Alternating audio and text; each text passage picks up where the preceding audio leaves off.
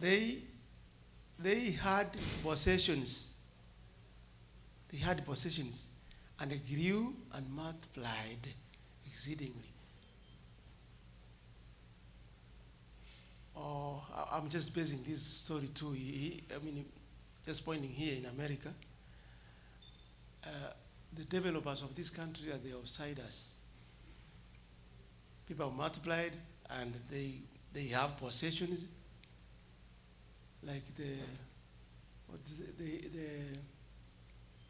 the Jews are becoming against the Jews are becoming exceedingly rich here in America. That the business good, I mean the business good people who do business, so they are multiplying in all ways, in the population and in wealth. So this is an overview on how the Israelites came to dwell in Egypt, and they grew and multiplied. So Genesis covers the last years of Jacob and Joseph together. We see Jacob leave Canaan in order to settle in Egypt, and there he will die. And yet, even in this Egyptian setting, the prospect of the promised land still looms large in the background. You're going to have as God promised them before, you are going to live in Canaan. You are going to be in Canaan. I'm going to give you the promised land. So it was just looming. It was they had a hope in seeing the promised land. So as soon as Jacob arrives in Egypt, Jacob blesses Pharaoh, thus fulfilling or partially, of course, the Abrahamic promise to be a blessing to the nations. When God's people are living somewhere. When God's people are living somewhere, they settle somewhere. You really know that God's people are here. In other words, the country or the place is blessed because of God's people too. As I say, the Jews here, so much blessed. Not only that, many people who are living here. So, it was the Abrahamic promise to be a blessing to the nations. How you are a blessing to the nations? Are we a blessing to the place where we live? Leave alone the nations, just around where you are. Are you a blessing to that area, or you are a curse? Some people can say, oh, if this is how Christians are, I don't want to be a Christian anymore. Is that what people say about you? So we should be a blessing around where we are. So,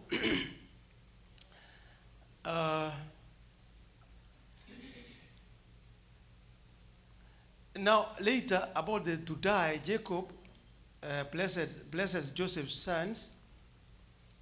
Jacob also blesses his own sons and makes impressive predictions concerning each of them in the context of the future 12 tribes of Israel. The fact, however, that Israel dwells in exile in Egypt as strangers is in tension with the hope of the promised land. And though the book of Genesis itself ends with the children of Israel in Egypt, some of the last words of Joseph point to another place beyond the land of Canaan, beyond where? It points to heaven. It points to heaven. So, and by the way, we are many Christians and strangers in this world. We are passing by. like the Israelites. It is a picture, the history of Israel, or the story of Israel is showing the picture of Christianity as a whole, of God's people as a whole. They are sojourners in the land. So we are hoping to have the next land, that is heaven. So, and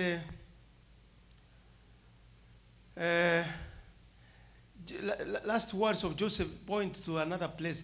I am dying, but God will will surely visit you and bring you out of this land to the land of which he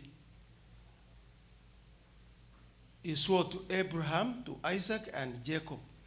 It was Canaan in this sense, but really it was, as I say, the story is pointing us to the coming land, to the coming place where all God's people will be. So I want to give to this introduction someone who can just talk of it, on how you understood it before we go further. Anyone? Yes. Yes, Ella.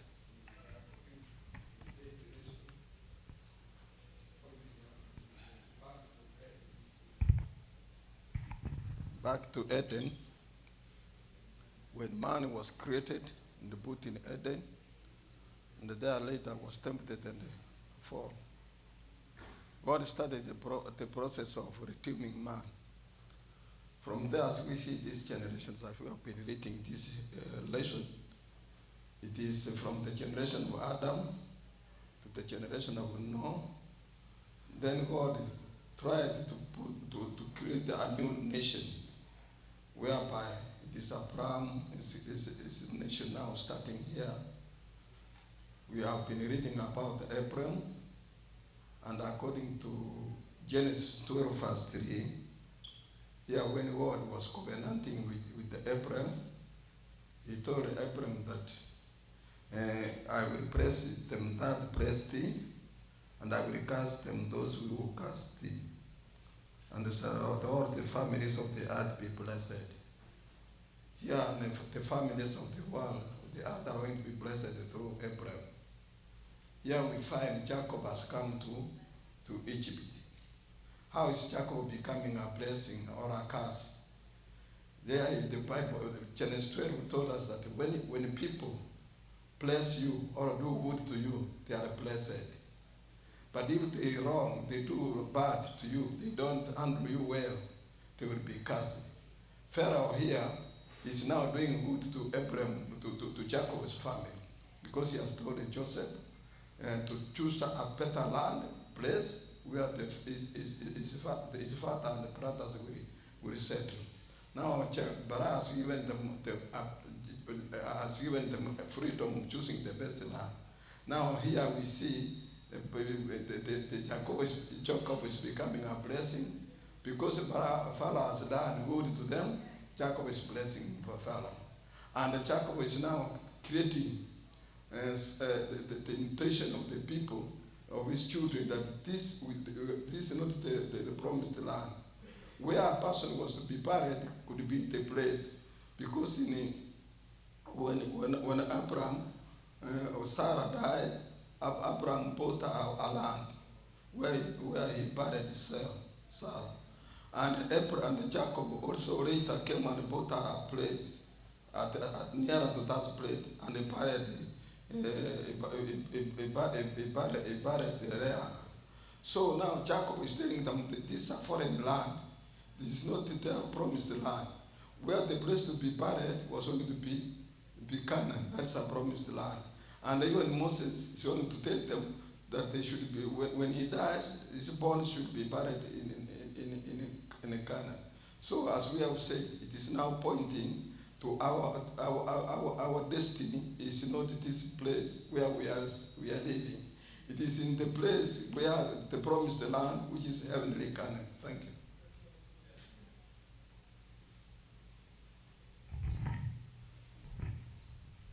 Thank you, Elder.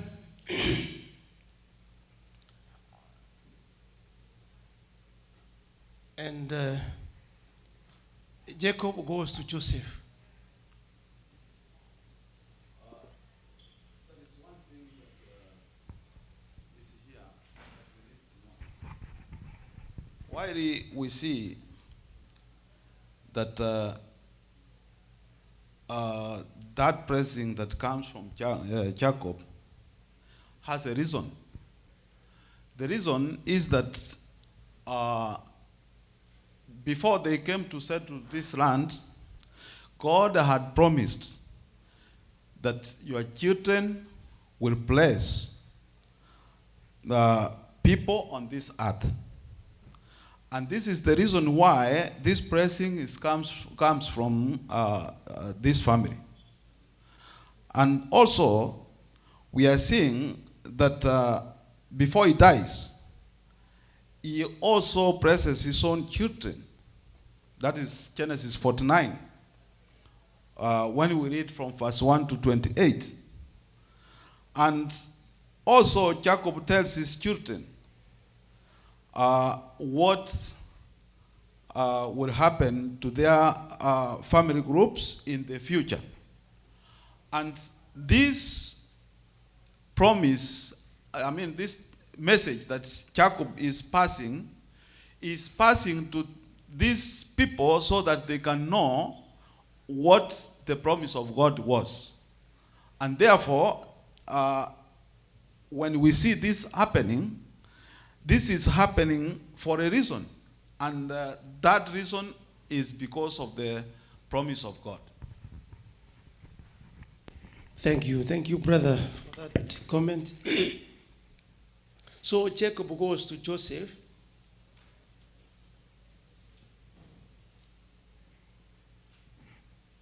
From where to where? If you read the story, Jacob,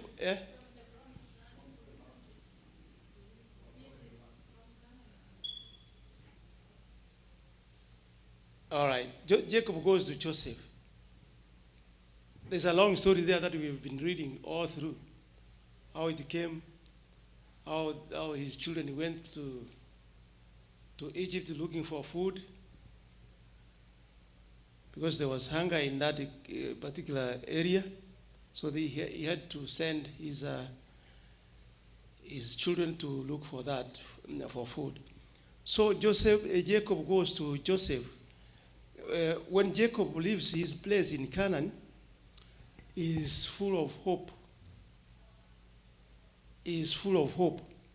The assurance that he will no longer be hungry, and the good news that Joseph is alive must have given him the momentum that he needed to leave the promised land.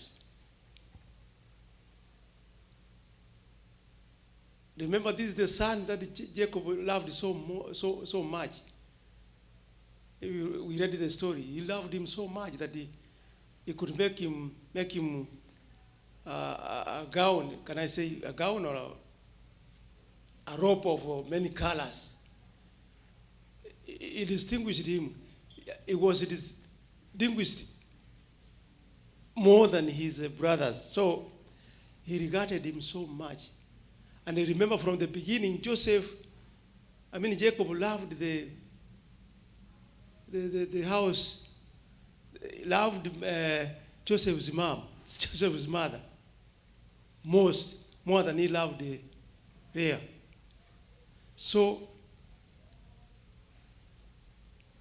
as we read the story, Jacob mourned for his son Joseph for a long time. Now that Joseph is alive,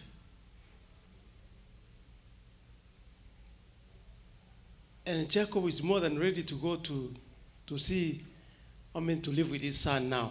So when Jacob leaves his place in Canaan, he is full of hope. The assurance that he will no longer be hungry,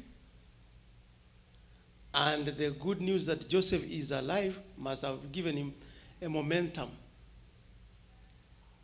mzizimuko, that he needed to leave the promised land. So Jacob's departure echoes the experience of Abraham, though in Abraham's case he was heading to the promised land. Jacob hears the same promise Abraham had from God, namely that he will make him a great nation. They have two things. They have things in common here. He will be a great nation.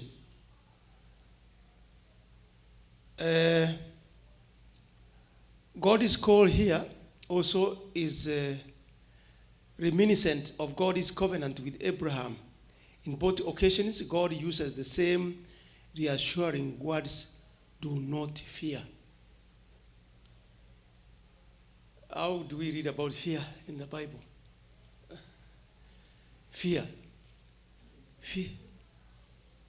Why do we fear?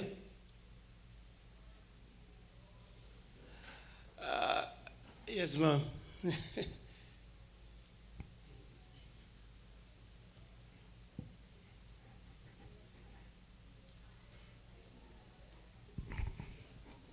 Fear, as we know, is facing the unknown. That's why you fear. You are going somewhere, but you don't know how it is. And especially if you have had bad experiences before.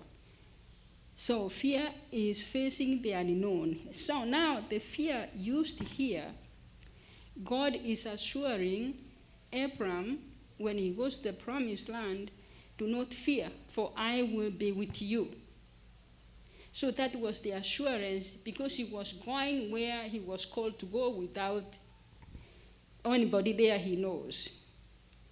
He was told just to leave and go. So God is assuring him, do not fear, I will be with you, and I will make you a great nation. But Abraham didn't even have any child at then. Then when it comes to Jacob, Israel, when he has accepted to go with his sons to Egypt, then at the night, he had this call, a dream. And God spoke to him. He said, do not fear. I will be with you.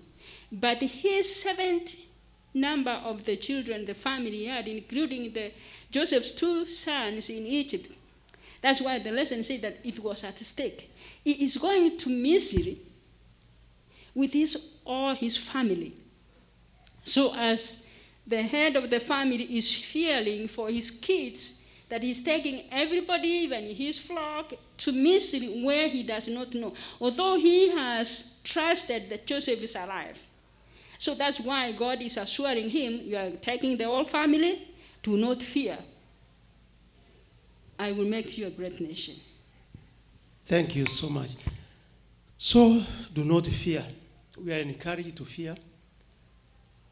We are encouraged not to fear, because if we fear, we cannot go through whatever we encounter in life if we fear.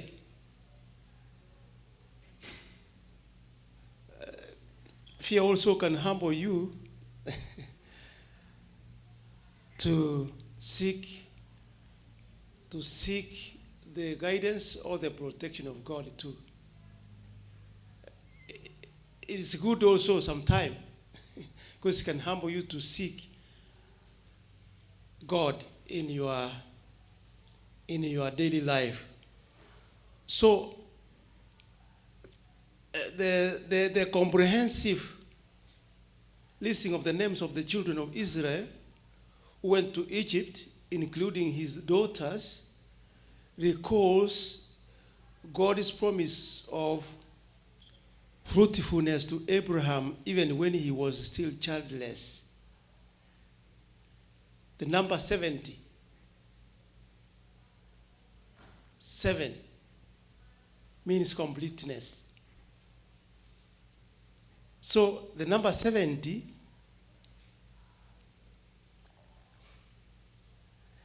including Jacob, Joseph, and his two sons, expresses the idea of totality, completeness, totality. It is all Israel that goes to Egypt. All Israel that goes to Egypt. So Jacob was called who? Israel. And his family now. It is all Israel that goes to Egypt. It also is significant that the number 7 corresponds to the number of nations, suggesting that the destiny of all the nations also is at stake in Jacob's journey. The number of all nations is at the stake in Jacob's journey, pointing us to, in other words, however interesting the stories are regarding this family, the need of Abraham, and whatever spiritual lessons we can take from them, these accounts are in the Word of God because they are part of salvation history. They are part of God's plan to bring redemption to as many as possible on his fallen planet, pointing to Jesus. The lives of the world, what was at the stake, in Jesus is what? Hand, the whole world now. As the family of Jacob, Jacob's family was at the stake of his journey, the whole world now was at the stake of the hands of Jesus himself. Had he decided not to die for the world would have been lost forever. So it is something that gives something to another thing, showing us what it really means about our salvation. Somebody again to add on this. It is a study. Yeah. There's a thing that when we see Jacob leaving Canaan, he's leaving Canaan full of hope. And we are told that he is full of hope because he will not be hungry. And he is very sure that he will not be hungry because his son, Joseph, is alive. What does this tell us? It tells us that we children who have parents, we are their hope when they are old. While we are here, do we make this hope to our parents? This is a question that we should answer. Our parents should be happy while we are alive. While they are living, make them happy. As Jacob was happy and had hope because of, because of Joseph. Number 2, we see 2 comparative things that is happening. We see Joseph, Abraham going to Canaan, and God promises. We also see Jacob leaving Canaan, and he promises. What does this tell us? It tells us that be it in good or in bad, God is always there to take care of you. Thank you so much. Jacob goes to Joseph, and now Jacob was settled in Egypt.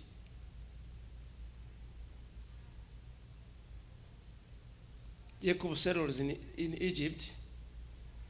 It is very interesting how despite all that Jacob had been told about Joseph's being alive in Egypt, the Lord still gave him visions of the night.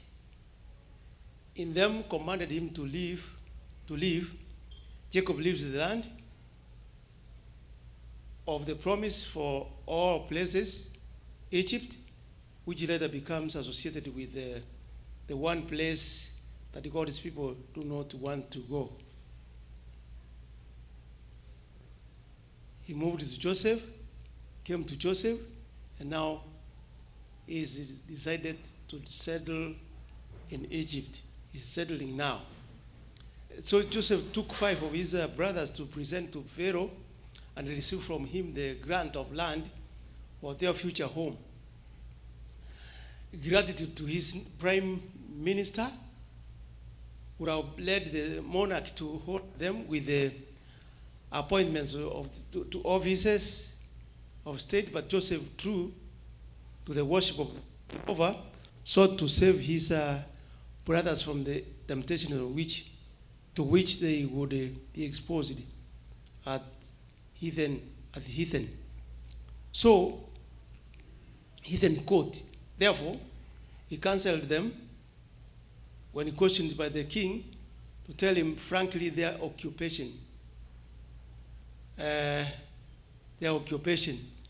sons of Jacob followed his counsel, being careful also to state that they had come to sojourn in the land, not to become permanent dwellers there,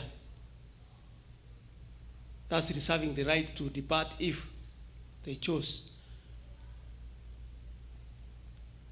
So Joseph is cautioning his brothers. They've come to this new land, but his brother is cautioning them not to imitate or to have or to go with what is the life over there. So because most of the surrounding lived according to their own ways of life that were contrary to God's will. So Joseph wanted to maintain or to keep the boundaries of his brothers and himself from provoking God's anger. So he told them how to live in that country, what to say to the king. Unlike us, when we are here in America, people come from Africa. We don't tell them what to, when they are here now, they say now this is America, I have to do what I want to do. I'm not this citizen of America. Some people tell me this is America.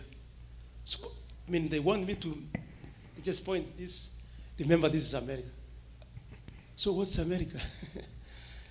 To live contrary to God's will, is that America? Is that America? So Joseph cautioned his people not to live according to the surrounding people. So then although Jacob, the foreigner, is the inferior, the stranger, he stands before the leader of the land. And as the text says, Jacob blessed Pharaoh. He, the lowly stranger, is the one who blesses Pharaoh, the ruler of mighty Egypt. Is a question here. He, the lowly stranger, is the one who blesses Pharaoh, the ruler of mighty Egypt. Why should that be the smallest person in the country, the stranger? Yes, the elder. I see you are raising the hand.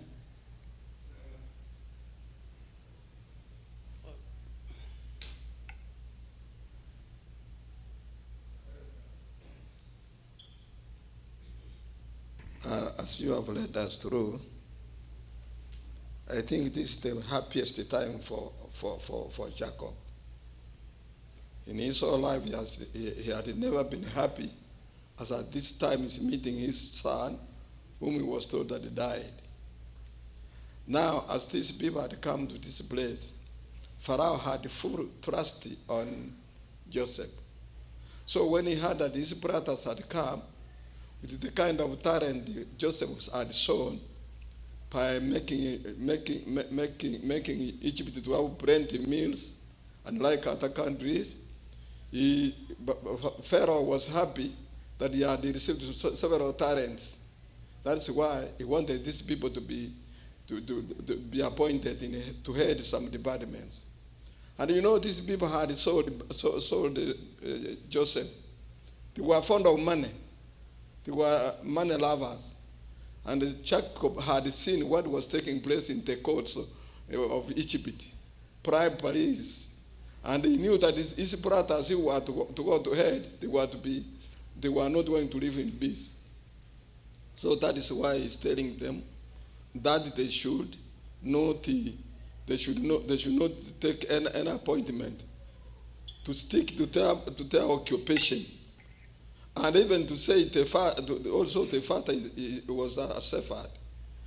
Now these people, that is why Joseph advised them not to take any position. Now when we come to Pharaoh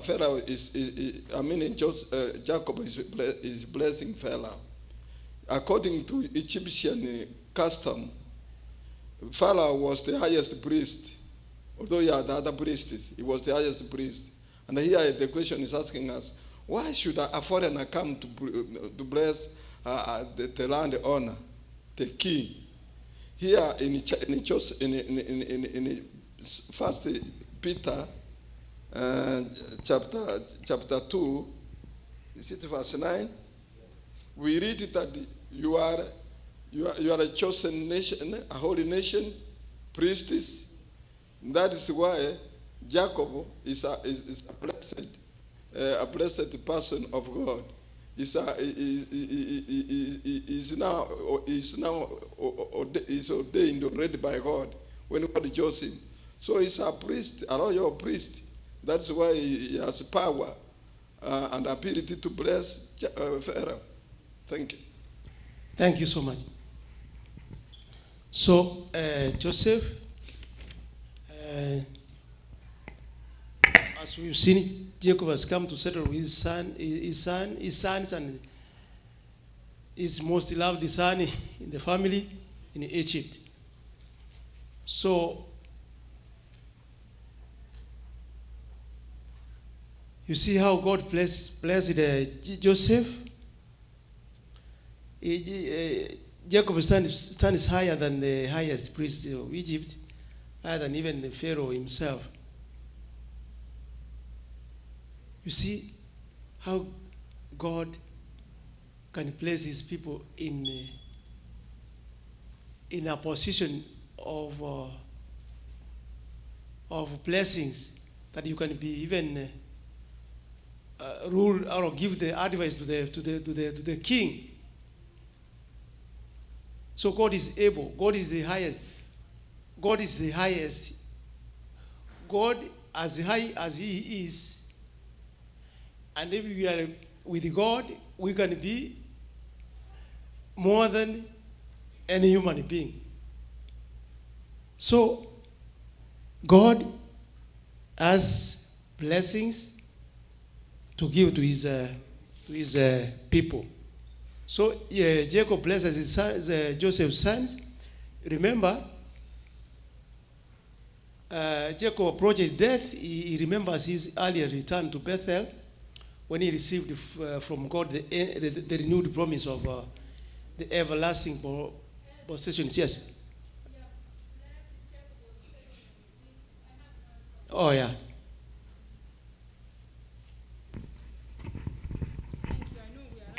Time. At Monday, where we were, if you read it down there, so Elder Morning has explained why Jacob was able to bless the Egyptian king. Why? Because he was given that power as a priest. But what is our responsibility as Christians? We might not have the same obligations or responsibility. Our situation might be different. But the question we asked here, what whatever our station in life, what should it mean to us in how we treat others? That we are a royal priesthood, a holy nation, his own special people. What obligations does our faith put us on us? What is our duty as a Christian, a royal person, a holy nation? We have an obligation. Jacob blessed the king of Egypt. What is our work as Christians to others who might not be with the same faith you have, but as a church member, as a Christian, as God's person, when you meet somebody, what is our obligation? We have a responsibility to bless them somehow by teaching them, showing them God, or giving them some hope. So it's not only Jacob who blessed that person, but as Christians, wherever you go, you have a responsibility as God's person to do and bless somebody that you meet. That's what I was thinking on that. Thank you. Thank you. Running out of time. So, Jacob blesses Joseph's sons, and also blesses his own sons. Remember, he blessed the king. He has blessed his grandsons, and he has to bless too his sons. So now the conclusion of Genesis is made up of the three events that are filled with hope. First, there is the hope that Israel will return to the promised land. So Moses, the author of Genesis, describes Jacob's and Joseph's death and Parios as events pointing to the promised land. Immediately after his blessing and prophecy on the 12 tribes of Israel. So it is a conclusion of hope. Conclusion of hope, filled with hope. So after all this that we have been learning all through this lesson, we come to conclude that it is hope that we are given. We have a new land. We have a promised land that is coming. That is heaven. So we hold it steadfastly to the end. Do not fear. Thank you. Anybody with another something that is burning? Yes.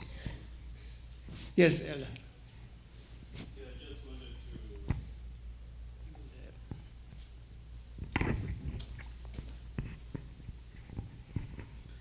just wanted to add that when we look at the story of Joseph, it is a story of how God delivers. In the Bible, we have examples of people who are used by God to demonstrate how Christ was to come and save us from sin. Joseph is an example of those.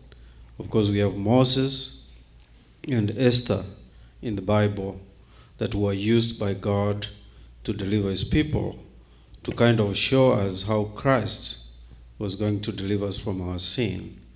Now, when Joseph's brothers sold him to Egypt, we may look at that story and look like it was kind of coincidence or something that happened by chance. And yet, it was God orchestrating all these things, because nothing happens by chance in God's calendar. Because we remember in Genesis 15:16, when God took Abraham outside in the night and gave him the promise, he clearly told him that in the fourth generation, his descendants will come back to the land of Canaan. So when all this happens, it was God working the plan on how he was going to save his children. And Joseph was used in this case as a type of Christ, if you will, to fulfill what God had already planned, because with God, timing is everything. Exactly after 400 years, they were delivered from Egypt, as God had promised Abraham. So we see all this happen, and all the things that happened to Joseph in Egypt, it was God working to demonstrate to his people that he is the Savior of the world. And when the right time came, as the Bible declares, Jesus was born at the right time, as the Bible says, at the fulfillment of time. So God works things out according to his schedule. So when we see them being fulfilled, we can trust that God is in the business of saving us from our sin. Thank you. Thank you so much. One thing I see when I read Deuteronomy 17, verse 16, it gives me a picture to see like Egypt is one of the worst places where God's people could like to go. Because it says that never should you go back. Deuteronomy 17, verse 16. But here we see Jacob leaving the promised land to Egypt, the worst place. And while we see this, we see Joseph coming back to Egypt too with his brothers. And they have been given land and possessions that they should be getting into. But however, while they are doing this, they are not ready to tell the king or Pharaoh that we have come to stay completely. The word picture seen there is like they are temporarily there. What does this give us? What does it depict? It shows us, like, whenever you go, don't be stubborn. Be soft to get you easy settlement. Like these people, when they went there, if they would have said, we have come here because we have been commanded to come and live in this place, it could cause war. But they softly and had a simple language to say they are there for a short period. And that's why they got into the possessions and came to change their life and had big possessions, as the key verse was saying. Thank you. So there is, in life, there is ups and downs, as the lesson showed us here. In a Christian life, there's ups and downs.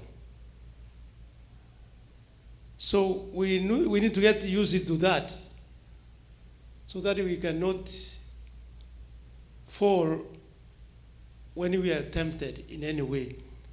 So let us hold on to what we believe, that God is able to get us through all these trials. Let's pray. Father in heaven, thank you so much that you have taught us to be on your side always. We've read stories as from the beginning. Your people, you are true Christians, you are true people, have gone through trials.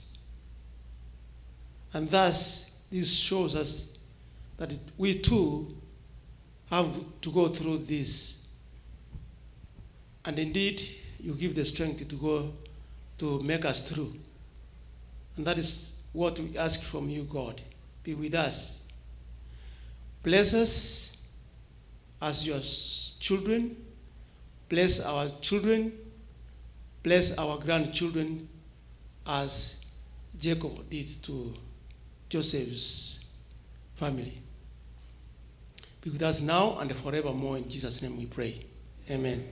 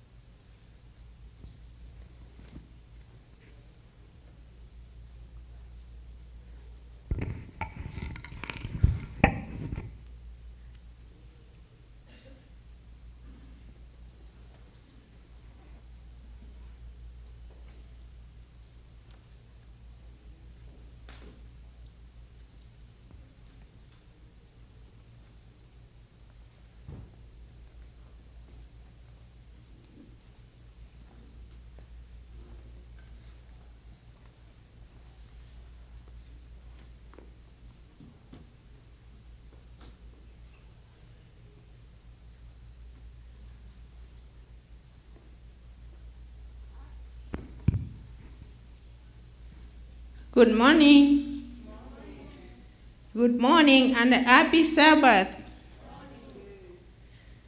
God is good all the time, and that is His nature. So it's time for song service. I welcome all the choristers. Come and join me, please, so we can praise God together. We are going to pray as we start song service. Can we all rise up, please, for a word of prayer?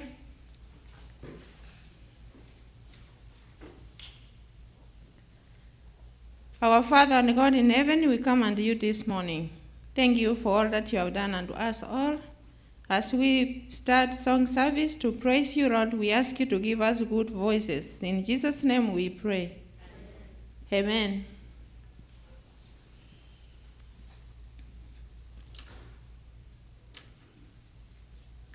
Let's open our hymn number 511. 511. I know whom I have believed.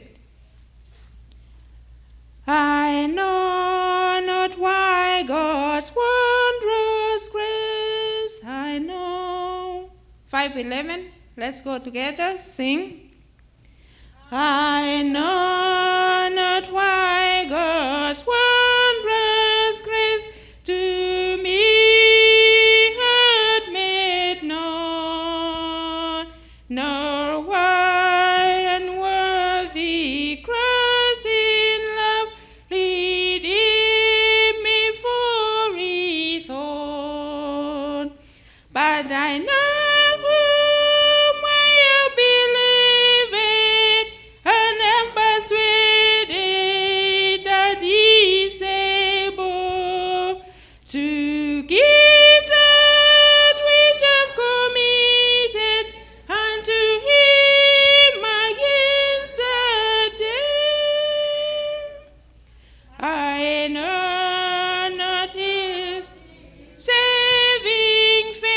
to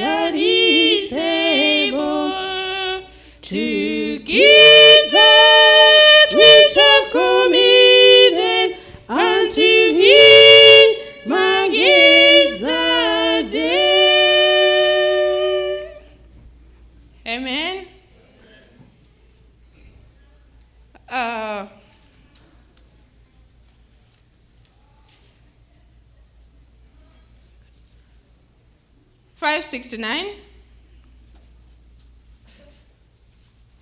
569.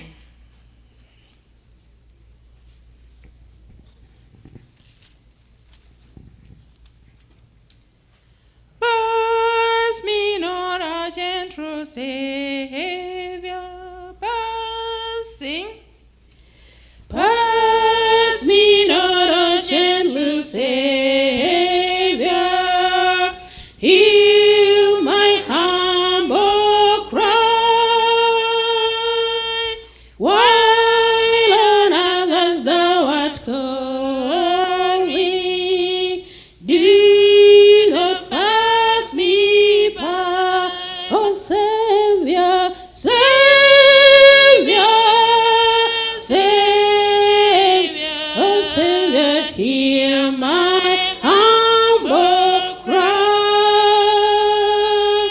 while on others thou art calling. Do not pass me by. Let me at the throne of mercy find a sweet relief, kneeling there in deep contribution. Help my unbelief, oh Savior, Savior, Savior, oh Savior, hear my humble cry, while on others thou art calling. Do not pass me by. Trusting only in thy Mary, will I seek thy face. Heal my good and broken spirit. Save me by thy grace, oh Savior, Savior, Savior, oh Savior, hear my humble cry, while on others thou art calling. Do not pass me by. Thou the spring of all my comfort, more than life for me. Whom have I on earth beside thee? Whom in heaven but thee? Oh Savior, Savior, Savior, oh Savior, hear my humble cry, while on others thou art calling. Do not pass me by. Amen. As we sing 251, I call women ministry for a song. Women ministry for a song as we sing 251.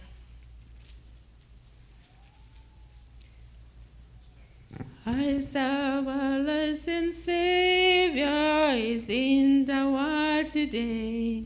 I serve a risen Savior, sing. I serve a risen Savior is in the world today. I know that He is living, whatever men may say. I see His hand of mercy, I hear His voice of cheer. And just that time I need Him is always near. He lives, Christ Jesus lives today. He walks with me and talks with me along life's narrow way. He leads salvation to impart. You ask me how I know he lives. He lives within my heart. In all the world around me, I see his living care. And though my heart grows weary, I never will despair. I know that he is leading through all the stormy plans. The day of his appearing will come at last. He lives, Christ Jesus lives today. He walks with me and talks with me along the life away. He lives, salvation to impart. You ask me how I know he lives. He lives within my heart. Rejoice, rejoice, O Christian, lift up your voice and sing. Eternal hallelujah to Jesus Christ the King, the hope of all who seek him, the help of all who fight. None other is so loving, so good and kind. He lives, Christ Jesus lives today. He walks with me and talks with me along life's narrow way. He lives, salvation to impart. You ask me how I know he lives. He lives within my heart. Time for women ministry. Please come front.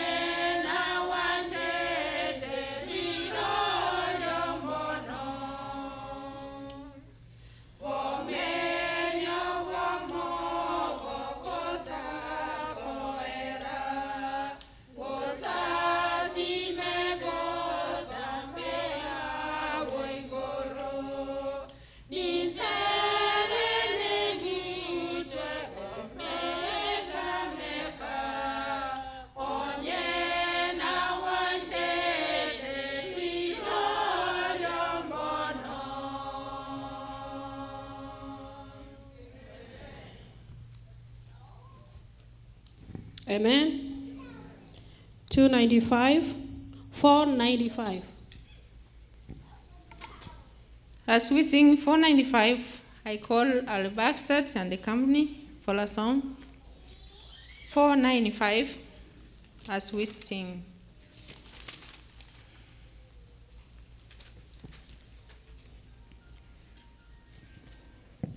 There is a place of quiet rest.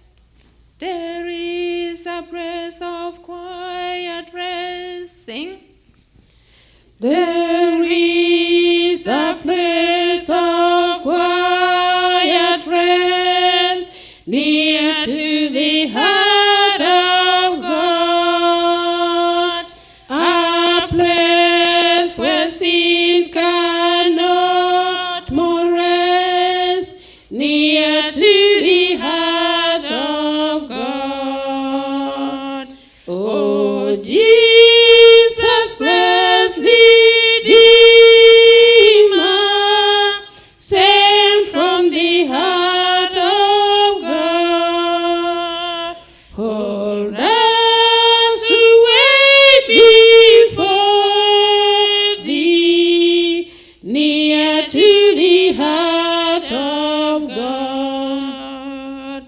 There is a place of comfort sweet, near to the heart of God, a place where we our Savior meet, near to the heart of God. Oh, Jesus, bless Redeemer, sent from the heart of God. Hold us who wait before thee, near to the heart of God. Amen.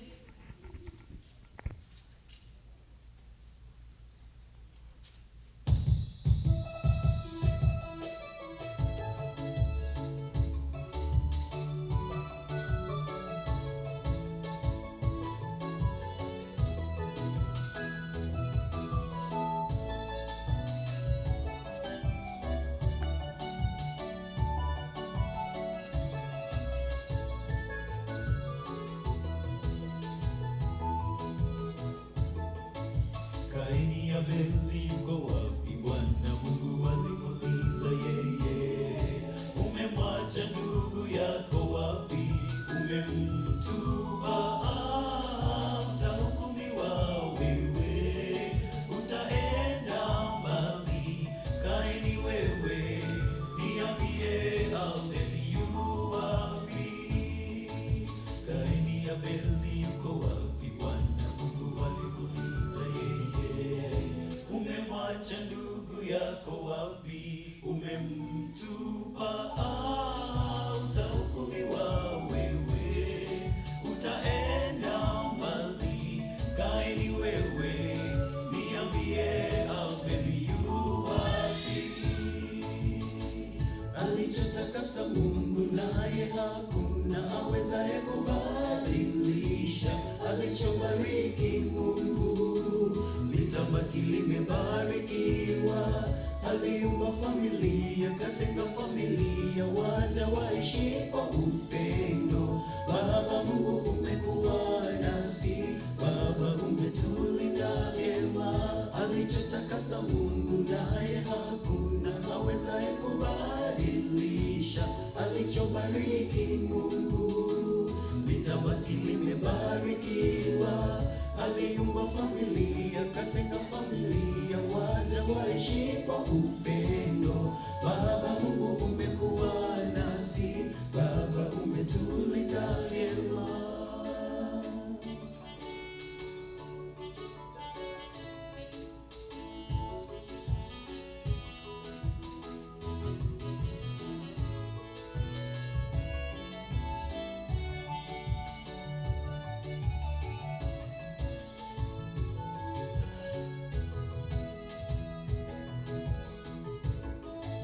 Kiungo muhimu zaidi kwenye ufalme wa Mungu ni kiungo familia. Nena nasi Ebeneza, tunakutegemea wewe. Bila wewe familia zitasambaratika. Baba, ingilia kati utukomboe. Kiungo muhimu zaidi kwenye ufalme wa Mungu ni kiungo familia. Nena nasi Ebeneza, tunakutegemea wewe. Bila wewe familia zitasambaratika. Baba, ingilia kati utukomboe. Alichotakasa Mungu, naye hakuna awezaye kubadilisha alichobariki Mungu. Litabaki limebarikiwa. Aliumba familia, katenga familia, waja waishi kwa upendo. Baba Mungu, umekuwa nasi, Baba umetulinda vyema. Alichotakasa Mungu, naye hakuna awezaye kubadilisha alichobariki Mungu. Litabaki limebarikiwa. Aliumba familia, katenga familia, waja waishi kwa upendo. Baba Mungu, umekuwa nasi, Baba umetulinda vyema. Alichotakasa Mungu, naye hakuna awezaye kubadilisha alichobariki Mungu. Litabaki limebarikiwa. Aliumba familia, katenga familia, waja waishi kwa upendo. Baba Mungu, umekuwa nasi, Baba umetulinda vyema. Alichotakasa Mungu, naye hakuna awezaye kubadilisha alichobariki Mungu. Litabaki limebarikiwa. Aliumba familia, katenga familia, waja waishi kwa upendo. Baba Mungu, umekuwa nasi, Baba umetulinda vyema.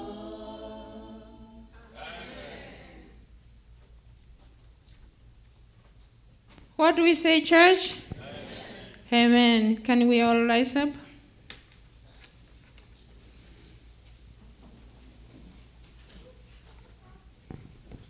Okay, let's pray. Our kind and loving Father above, we come unto you at this time. Thank you for you have been taking care of us the whole of this week, and we have come here to worship you.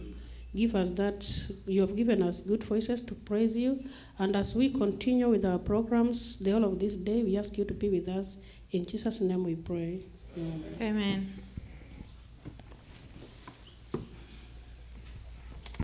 Morning, church. It is time to welcome one of our first coming into this church guests. And the guest is Michael Ayuka Dennis. I'd like the parents to bring forth the guests.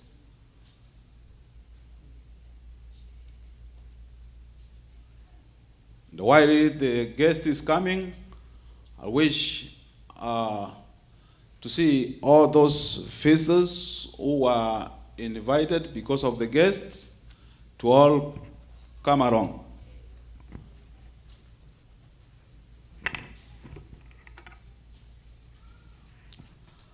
At the same time, this time, I take the opportunity to welcome Pastor to take us forth into this procession of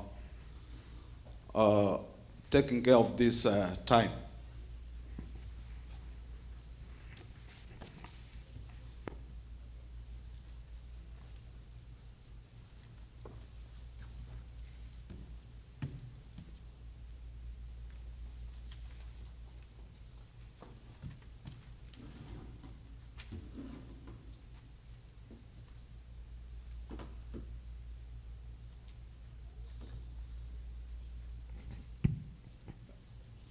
Well, good morning, church.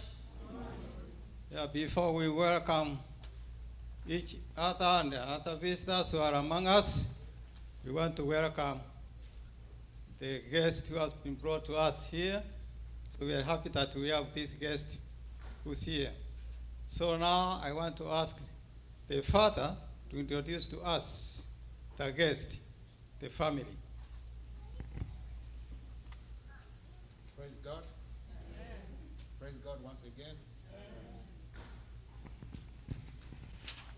My name is Dennis Mokua, and today I'm privileged to come with my family and dedicate our son, Michael Ayuka Dennis, who is with us here today. With me here is my wife, Sheila, and Hello, church. My name is Sheila Onyenye. thank you so much. And with me also, I have my daughter, who is Gloria. Say hi to the church. Hi. Thank you so much. Okay, thank you so much. Well, this is the family that have brought the guest to our church this morning. Thank you so much, parents, for getting the child here. Before we pray for the baby or dedicate the baby, we want to hear what God says. Shall we pray as we open the word? Father and God in heaven, we thank you for this morning. You who knew that this baby was going to be born to this family, and this baby was going to be brought to church this day. Now we ask you guide us that we may understand your will for all children. It's our prayer in Jesus' name.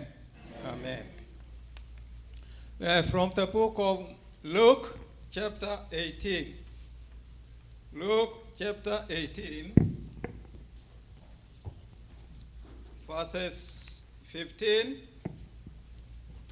to 17. Luke 18, verses 15 to 17. It reads,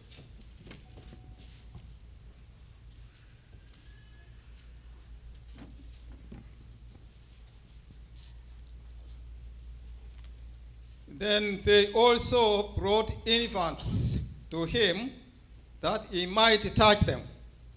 But when the disciples saw it, they rebuked them. They, who are these they? Parents. So parents brought children to Jesus.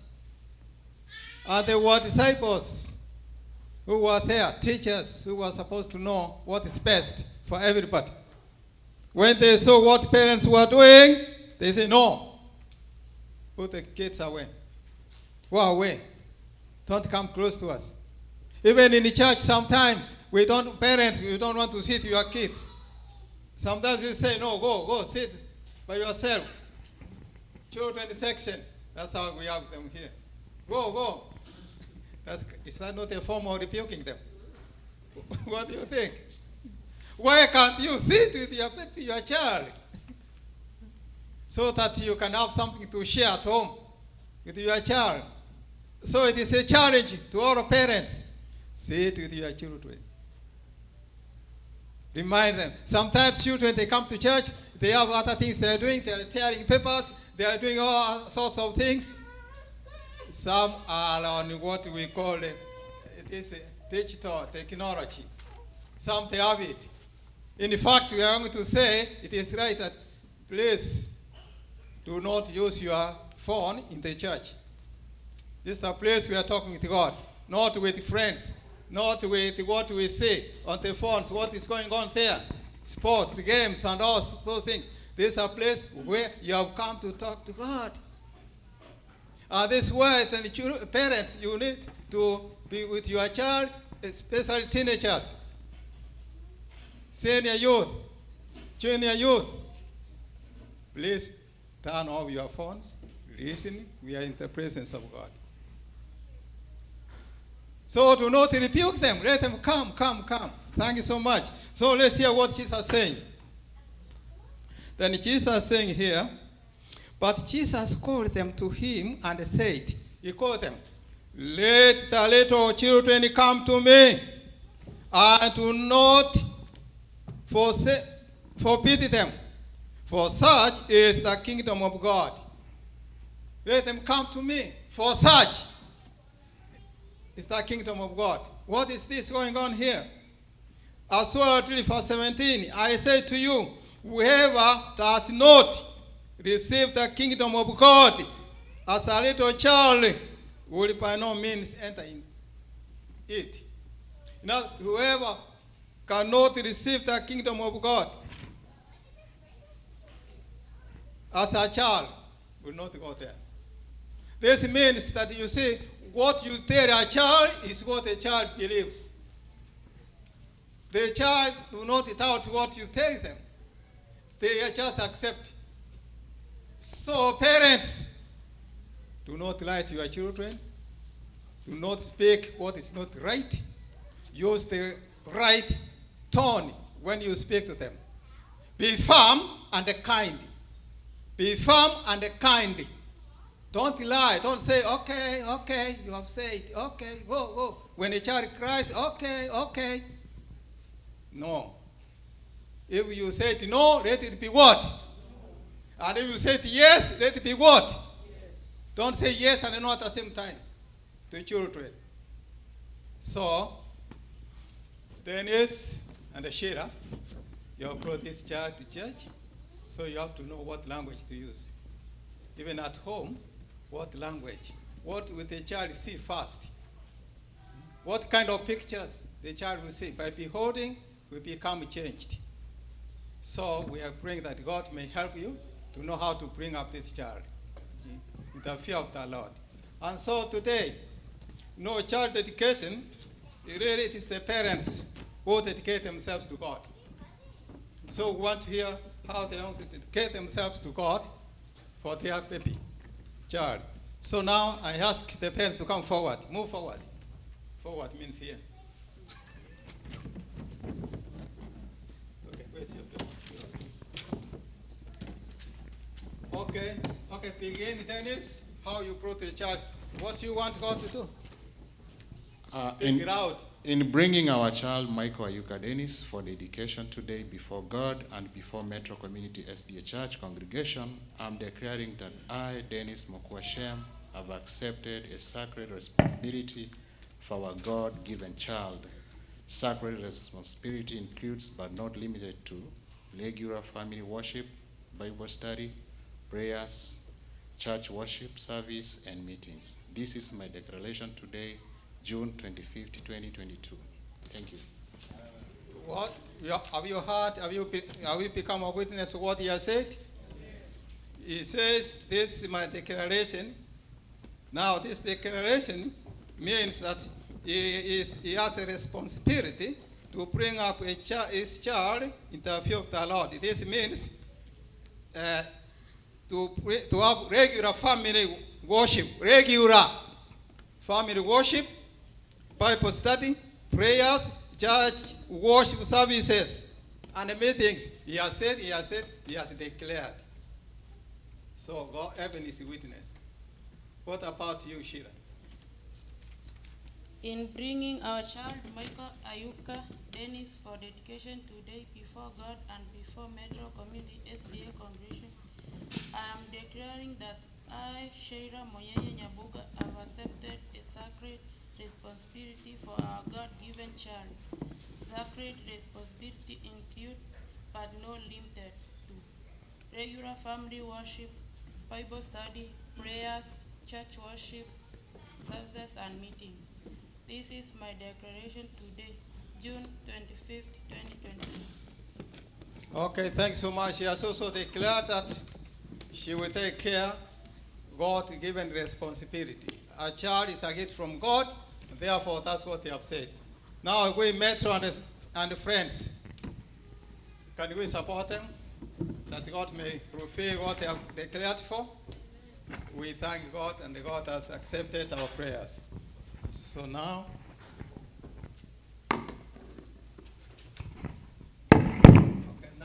we want to pray for the baby.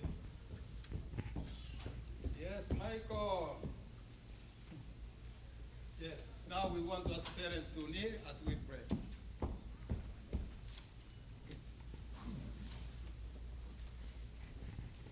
Okay, all of us, let's pray. Father and God in heaven, there was a time you knew that this baby, you have given a name, Mike, to be brought to this church metro community, to present this baby to you. They have declared that they will be faithful to have family worship, services, church meetings. We pray that God remind what they have said today before you and before this congregation. We now dedicate this baby to you, God. For themselves, they have no knowledge, no skills to bring up this baby according to your will. May your spirit always remind them, teach them that this child someday, he will also, if you have not come, to decide to be a follower of you through the waters of baptism. So we commit them to you, God, these parents and the children they have. And we all witnesses, we thank you. And all parents who are here, they have babies, children. God, may they not rebuke them. May they take their God-given responsibility to know that children belong to you, that one day you'll come and all of us to be in your kingdom. May your will be done. Keep this baby from illness, accidents, domestic accidents, or problems in this sinful world as he grows.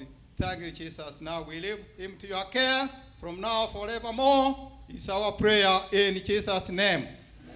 Amen.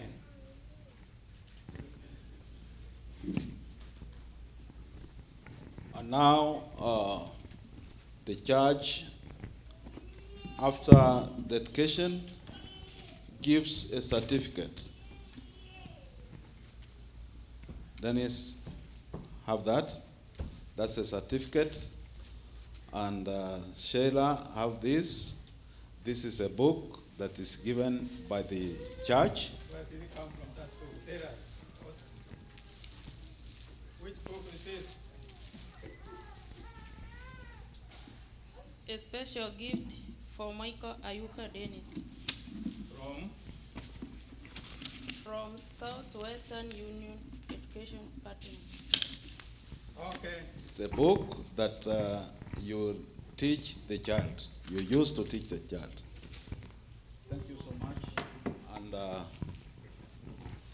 that marks the end of the service.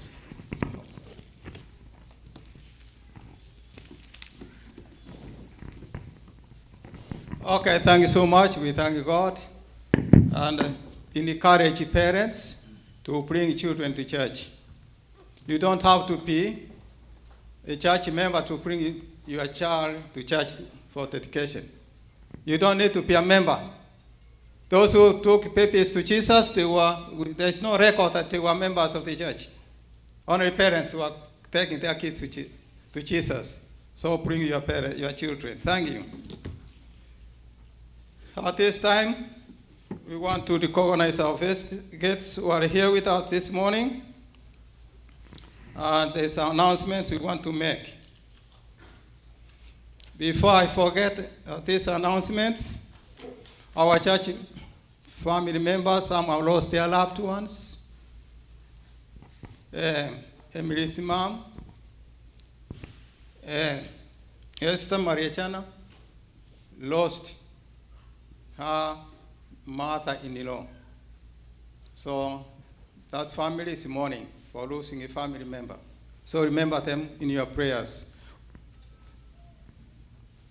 Thomas Irere lost his mother-in-law back in Kenya.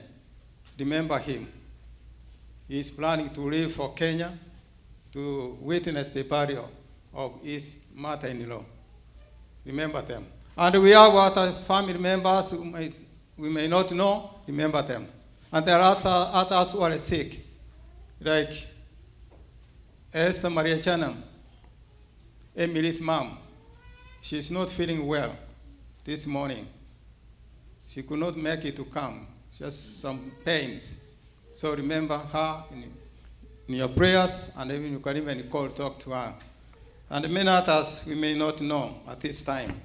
Thank you so much. At this time, I would like to recognize visitors who have come to worship with us this morning. So visitors who are here with us this morning, and you can give them the mics. Many mics are here. Visitors who are here with us, can you raise your hand? We say, welcome. We recognize you. Visitors? Okay. I see others, like Pensoni, Amaya is here with us. You are not a visitor, but you are not with us last week. We welcome all of you to come to be worshiping with us each day, each Sabbath as we are here.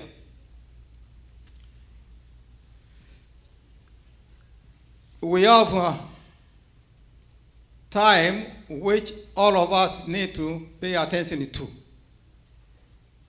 God is looking upon each one of us, starting from last evening, every day, until we finish our program, July 9th. We have evangelistic meetings going on, sponsored by our church. We have visitors who are here with us.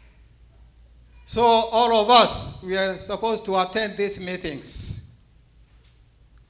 Morning from 10 to 12. Every day until July 9th. And in the evening, from 6 to 8 p.m. every day until July 9th. So mark your calendar, ask permission to attend these meetings. You're going to see the speaker who's here with us. So please, let us keep that in mind.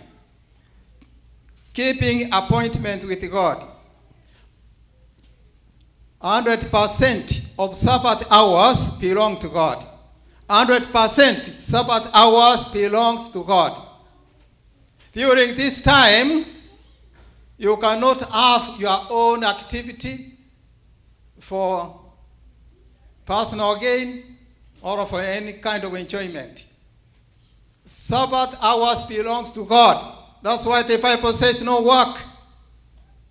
So today, we have appointment with God. We are here this morning, and after lunch we continue staying with God in this place today. In case you go home, rush. At 3, we have programs going on. In case, but you can stay throughout the day here. Today is Sabbath, and we know we don't go to do anything and no activity until the sunset. So please, you are all invited to be with us the rest of the day. We will close Sabbath hours at 8 p.m. Sunset is at 8 p.m. So after 8 p.m., you are free to go to do what you want to do. But before 8 p.m., this is the Sabbath whole hours. So may the Lord be with each one of us. We have speakers who have come to us from Minnesota. We will introduce them later. What we have God Children Program during our adult meetings in the church. So invite your friends, get children, tell them to bring children to church during those hours, 10 in the morning and 6 in the evening. we have a guest speaker for children God has blessed. So we are asking all children, teachers, and leaders, and elders, and any frontier to have a meeting today after lunch. We're going to set a time after lunch when we have all the teachers, children teachers, elders, and any frontier. What we need to do, the speaker for children, I don't see her there. When time comes, she will come and say something about children program.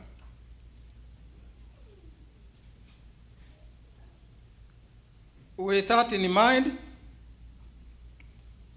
we are asking, yes, Chirian, you can come straight to front. We are now asking you to invite somebody. Yeah, here is one God is using. She comes from Minnesota. She's going to be in charge of a children program here during these 2 weeks. Also, her name is Chirian, but she's going to be officially introduced. But for now, I want to introduce you to Metro Community Church. Can you say something about the children program? Happy Sabbath. Happy day. Happy Sabbath. I am so excited to be here. I'm happy to see the children, and I really think that God has a lot in store for us. We were invited to come and fellowship with all of you. We are at home. Yesterday I met a few of you, and I actually realized that I'm related to some of you here. So I'm at home, and we are going to have 2 weeks worth of children programs.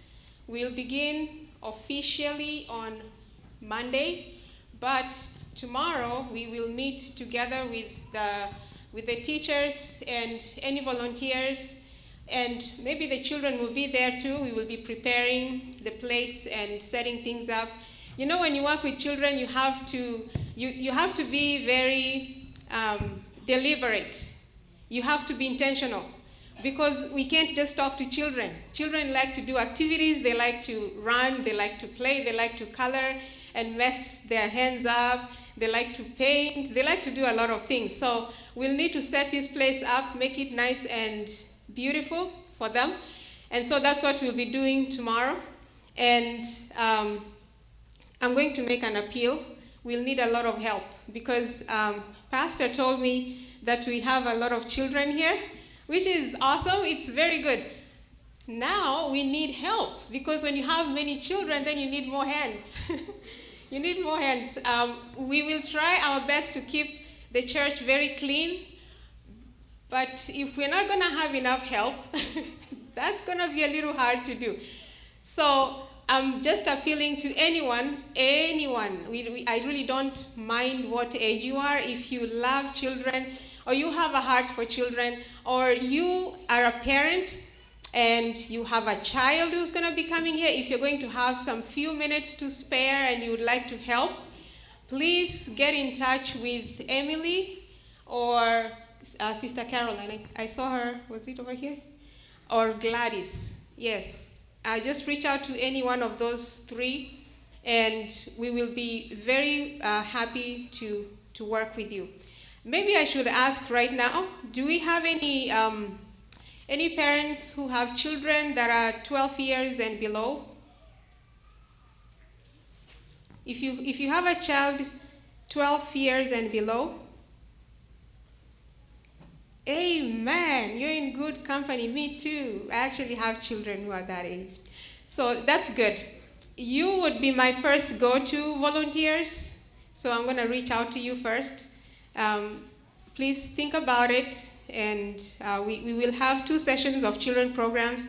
We'll have a 10 to 12 in the morning, and then we'll have a 6 to 8 in the evening. So whatever works with your schedule, just come by.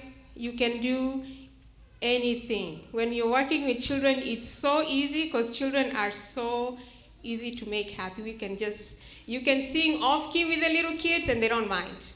You can make silly faces, and they don't mind. They're just so much fun to be around. So if you have children 12 years and below, you're welcome to help. And we need especially men, because we have boys.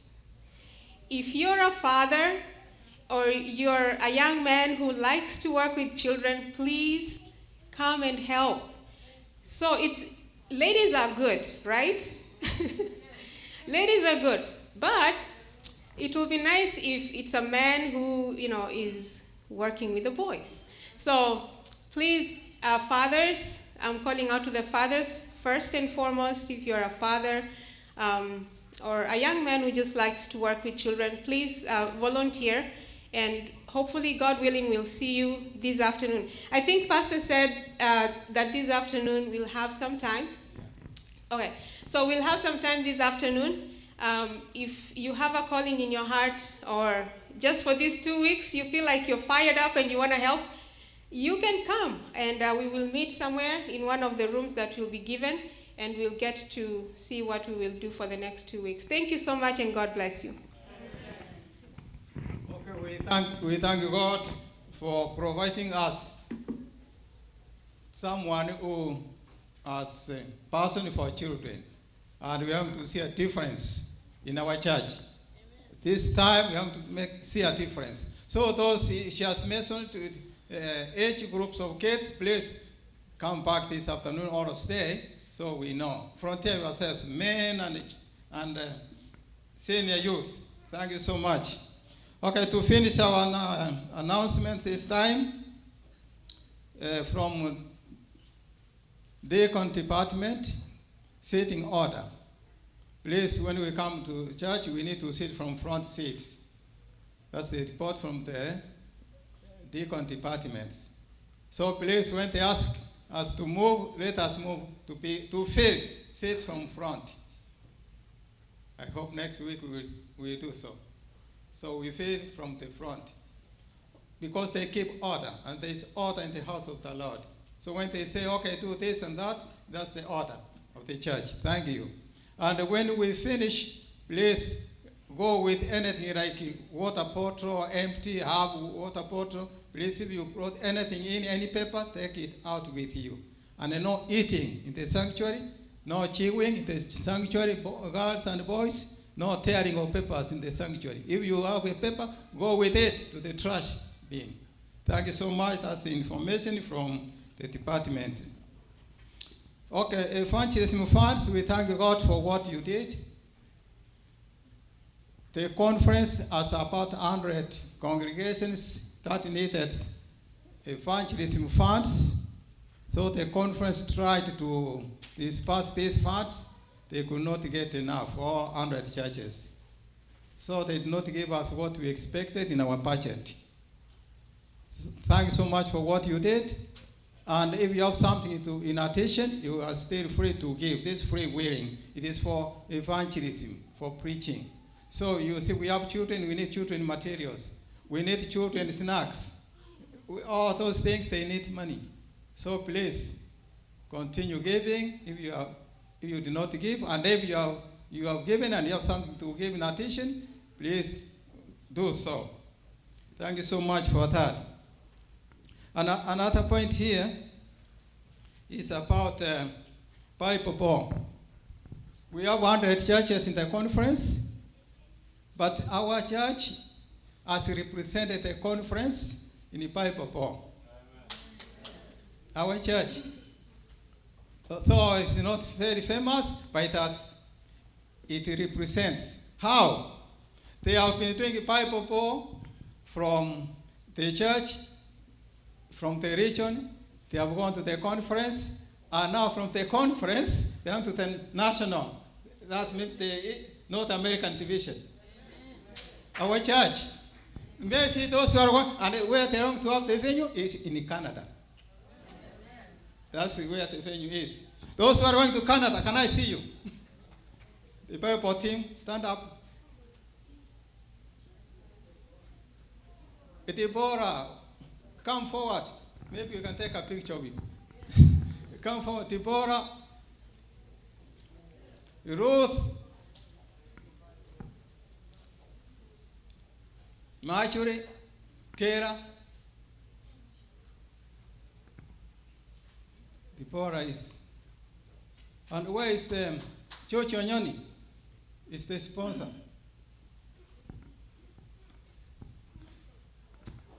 Okay. We had three players for Piper at the conference. Four. We had 4. So Tipora is not here. And as they were doing it, they were competing with one team. That team scored 60 points.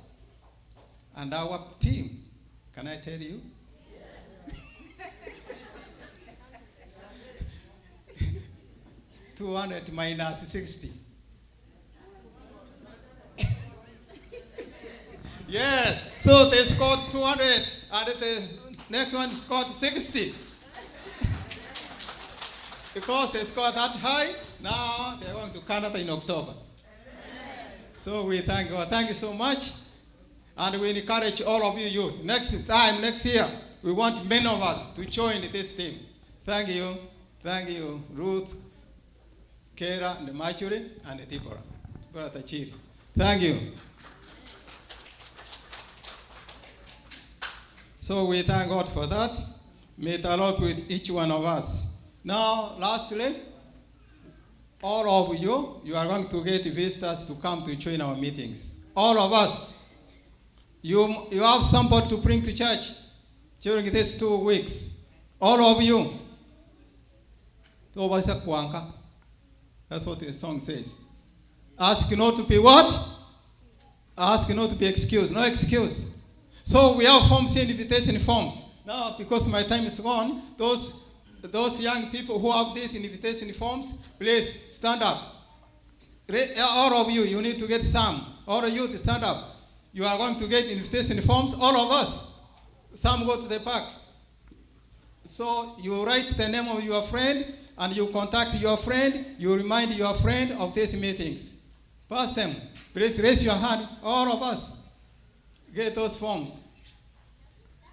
All of us. You can get us, not one. You can take at least 5. You have many friends. Not one. Give more. 4 or 5. The list is 5. The list is 5. And pray for your friends. Remind them. Thank you so much. May the Lord be with each one of us. Now, let me leave this place for what's coming. Okay, I forgot to show you. I'm sorry. This is what they were given. It says Southwest Union Bible Power Championship, Junior 18, Junior Youth Division, North Central Texas Federation. And here is where also Senior Youth Division, Junior and Senior Youth. Thank God for our children.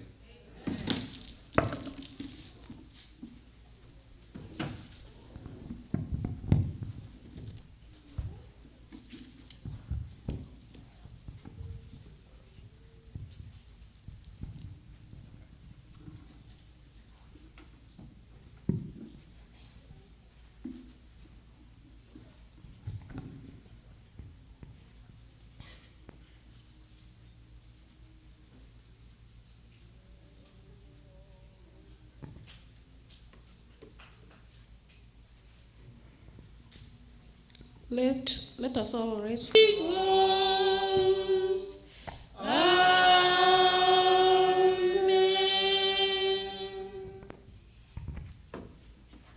Shall we pray? Our Father and our Lord, we have come before you this wonderful Sabbath morning. We humble our hearts before you. And Father, we ask that you may speak to us this morning. May you accept our worship as sweet incense before you. And may your name be glorified forever and ever and ever. Amen. Amen. Remain standing, song number 245. 245. More about Jesus, I will know. More about Jesus, I will know. Sing. More about Jesus, I will know. More of his perfect fullness true. More of his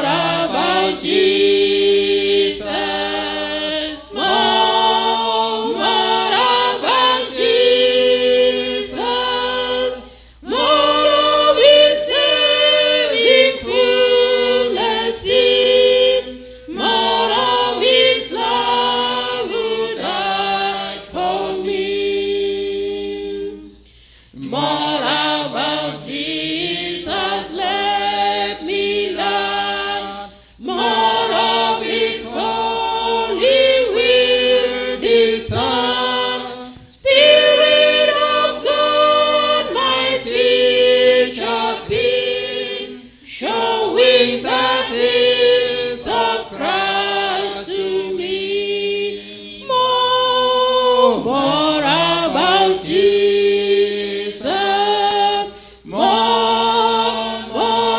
about Jesus. More of His saving fullness in. More of His love who died for me. More about Jesus in His word. Holy communion with my Lord. Hearing His voice in every line. Making it faithful, saying more about Jesus. More about Jesus. More of His saving fullness in. More of His love who died for me. More about Jesus on His throne. Riches in glory, all His own.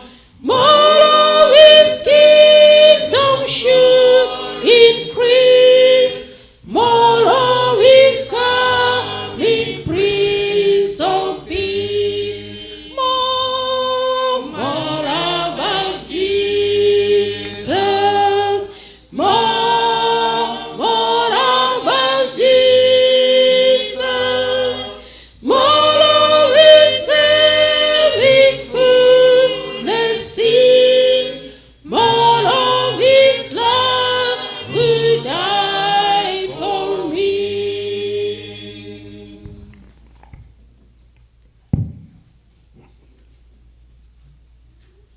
It's time. Now it's time we want to talk with God. For those who can, you can look at a good place, you kneel down so that we pray. For those who can.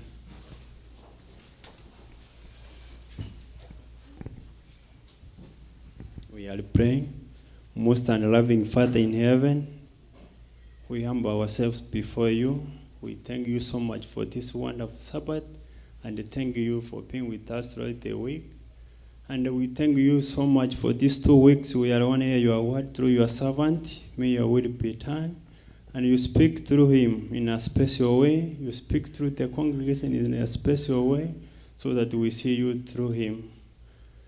We ask you to be with us from this day up to the end of the Sabbath.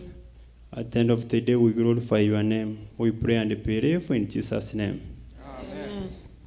Hear prayers, O Lord. Hear prayers, O Lord.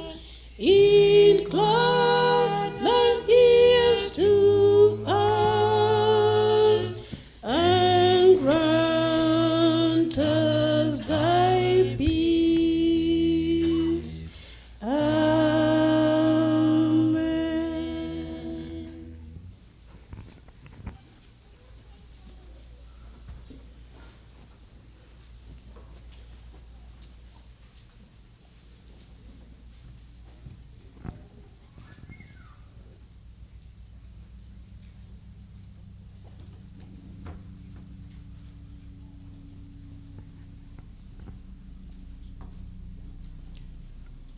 Happy Sabbath, church. Happy day. Okay, this afternoon, it is time to give back to God what he has blessed us with. And the scripture I'm going to read here tells us that God is the one who has given us power to get all the wealth that we have. And therefore, we should reciprocate by giving back to what he has done to us. And therefore, at this time, I will ask all the deacon and deaconesses to rise and move forward in preparation to collect the tithes and offering. While they move forward, I would like all of you to open the book of Deuteronomy 8, verses 18. And it says, "And you shall remember the Lord your God, for it is he who gives you power to get wealth, that he may establish his covenant with which he swore to your fathers, as it is this day." So let's bow down our heads and pray before we start the collection. Father, our Master, we come to you at this time to thank you for the blessings that you have given unto us. At this time, we are coming to you to give back what you have blessed us with. And we pray that, God, you bless those ones who will be able to give, and those ones who will not be able to give, to bless them, so that next time each and every one of us will be able to give you back what belongs to you. For this is our humble prayer in Jesus' name.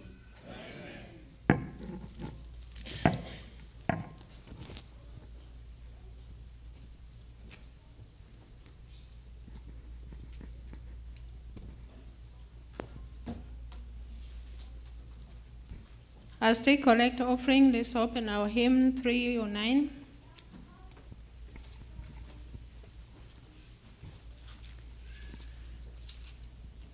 Oh, to Jesus I surrender. Sing. Oh, to Jesus I surrender. Humbly at his feet I bow. Worldly precious, all forsaken, take me, Jesus, take me now. I surrender all. I surrender all. Oh, to thee, my precious Savior, I surrender all. Ah, to Jesus I surrender. Make me Savior wholly thine. Let me feel the Holy Spirit, truly know that thou art mine.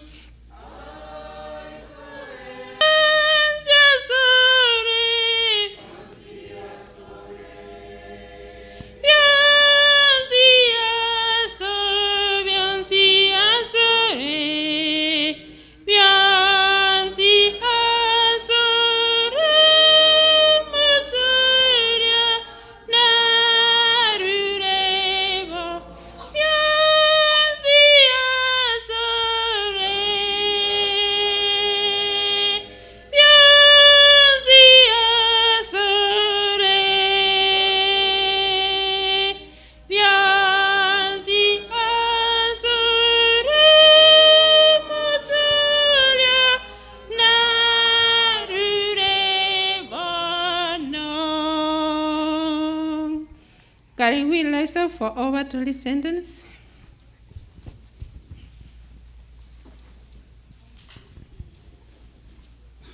We give thee back thine home, whatever it may be.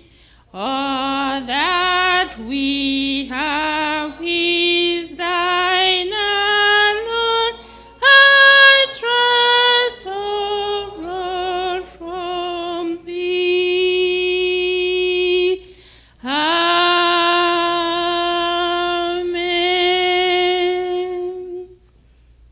get seated. Church choir.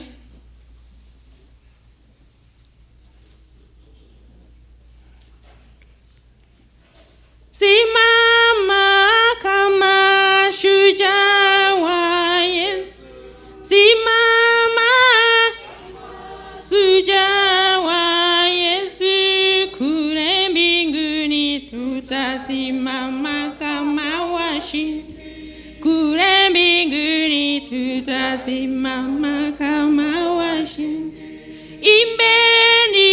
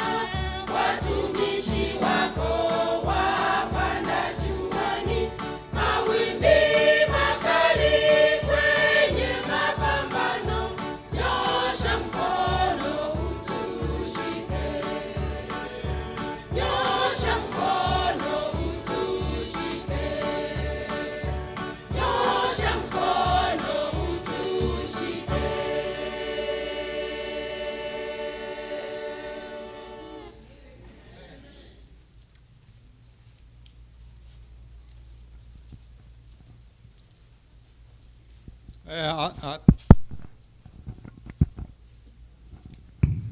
this time, we want to bring the speaker to us, the preacher God has sent to us. He is going to be our speaker twice a day, morning and evening, for the next 2 weeks. So please, as we cannot overemphasize that, come with a friend, invite a friend. You know somebody who has not made the decision for Jesus. Come with a friend. Call friends to come. That's our mission. Thank you so much. And you don't have to go home today. As we said, there's some snacks here. You can stay. You don't have to go home. In case you go, please come back. By 3 we have started. The first who's here with us, before he comes, Josephat Unsar is the one who prayed for us. Can you salute Josephat? And Joshua. Scripture reading, you have not done it yet. He's going to give the scripture reading.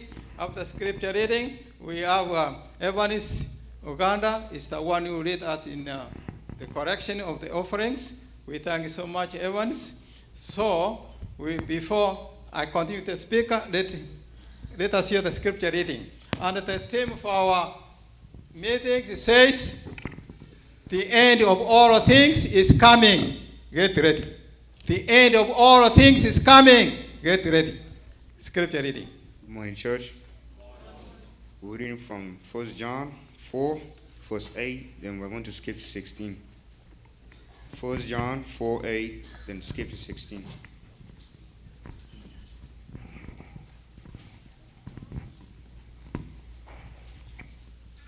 It says, he who does not love does not know God, for God is love.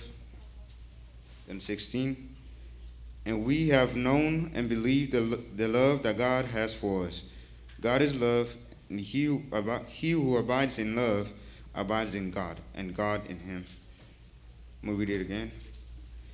He who does not love God, he who does not know love does not know God, for God is love.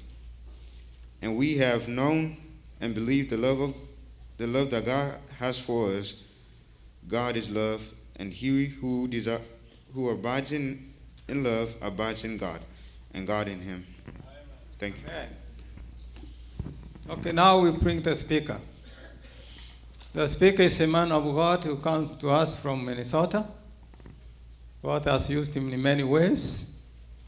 God has given him different areas of skills. We thank God for having him here with us. His name is Collins Maranga. Collins Maranga was born in Kenya, but he stays in Minnesota. He's here with his family. That's his wife who's going to lead us about children department programs. So we bring him before us, and he will introduce his family when he stands. So, Brother Collins, here is Metro Church. You are welcome. Tell us what God wants us to hear through you. So it is your time now. You can come and speak to God's people. Thank you. Thank you for coming to us. There's some water when you need water.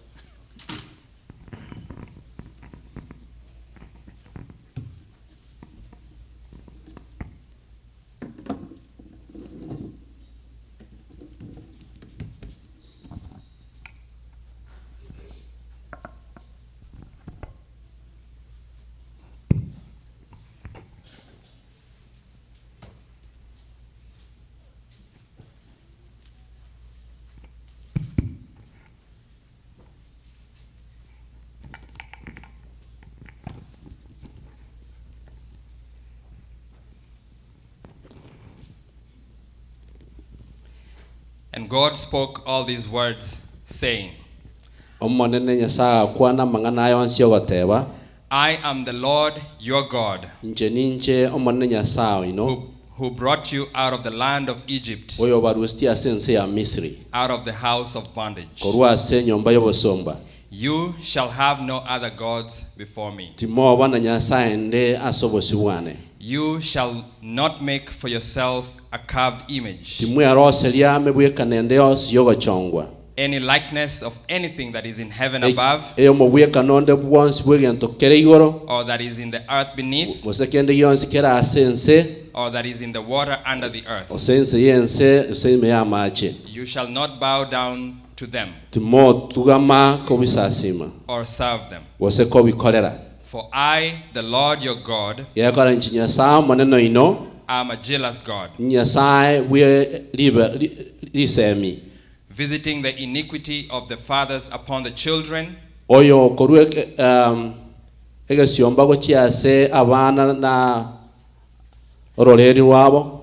the third and fourth generation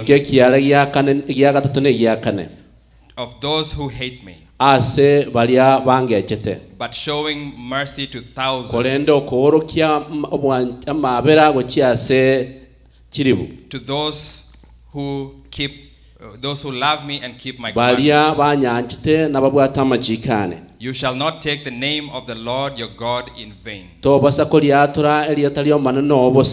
the Lord will not hold him guiltless who takes his name in vain. Remember the Sabbath day to keep it holy. 6 days you shall labor and do all your work. But the seventh day is the Sabbath of the Lord your God. In it you shall not do any work. You, nor your son, nor your daughter, nor your male servant, nor your female servant, nor your cattle, nor your stranger who is within your gates. For in 6 days the Lord made the heavens and the earth, the sea and all that in them is, and rested the seventh day. Therefore the Lord blessed the Sabbath day and hallowed it. Honor your father and your mother, that your days may be long upon the land which the Lord your God is giving you. You shall not murder. You shall not commit adultery. You shall not steal. You shall not bear false witness against your neighbor.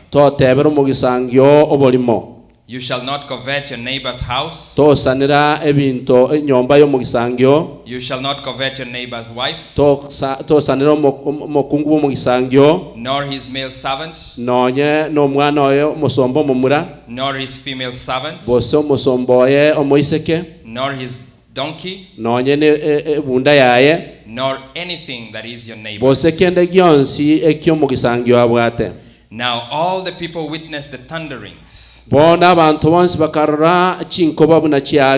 lightning flashes, the sound of the trumpet, and the mountain smoking. And when the people saw it, they trembled and stood afar off. Then they say to Moses, you speak with us, and we will hear. But let not God speak with us, lest we die. And Moses said to the people, do not fear, for God has come to test you, and that his fear may be before you, so that you may not sin. So the people stood afar off. But Moses drew near the thick darkness where God was.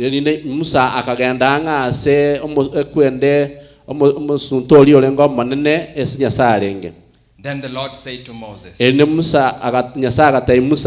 thus you shall say to the children of Israel, you have seen that I have talked with you from heaven. Kwarori na kwane amo naye kurwa igoro. You shall not make anything to be Timo with me. Mo basa koros kende gyonsi.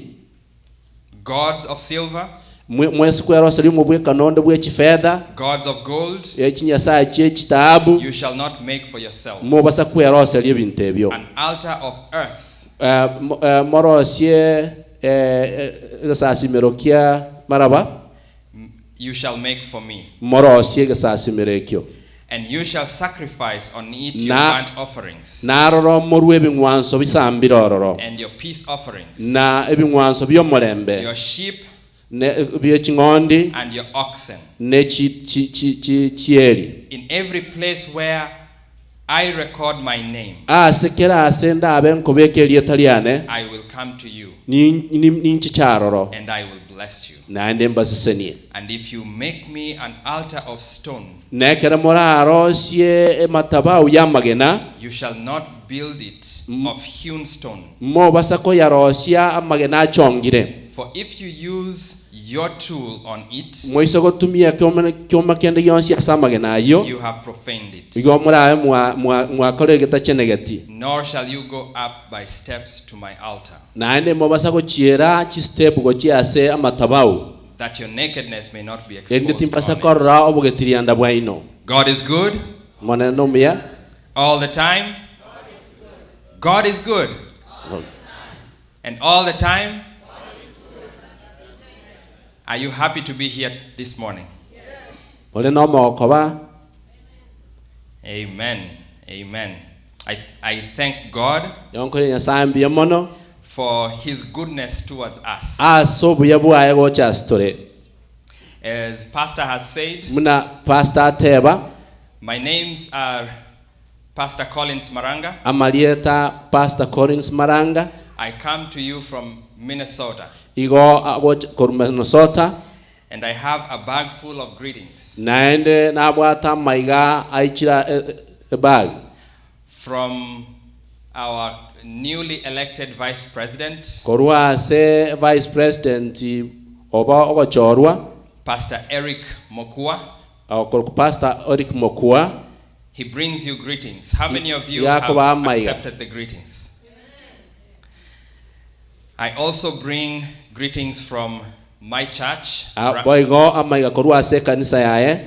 SDA Church, and our senior pastor, Pastor Fred Okemwa. Senior pastor Fred Okemwa. How many accept those greetings? Fred Okemwa pastor. I also bring you greetings from Cornerstone SDA Church. Cornerstone SDA Church. The church I spoke before I came here. How many accept those greetings?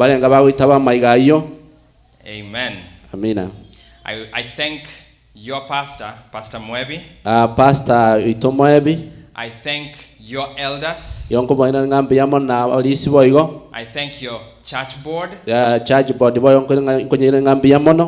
I thank you as members for the invitation that you have given us to come and spend our time with you. We shall be eating with you. We shall be talking with you. And we will spend a lot of time with you.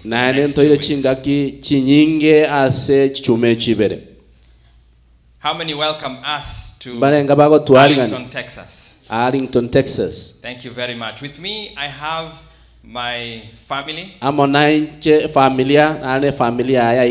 have my wife, Jillian.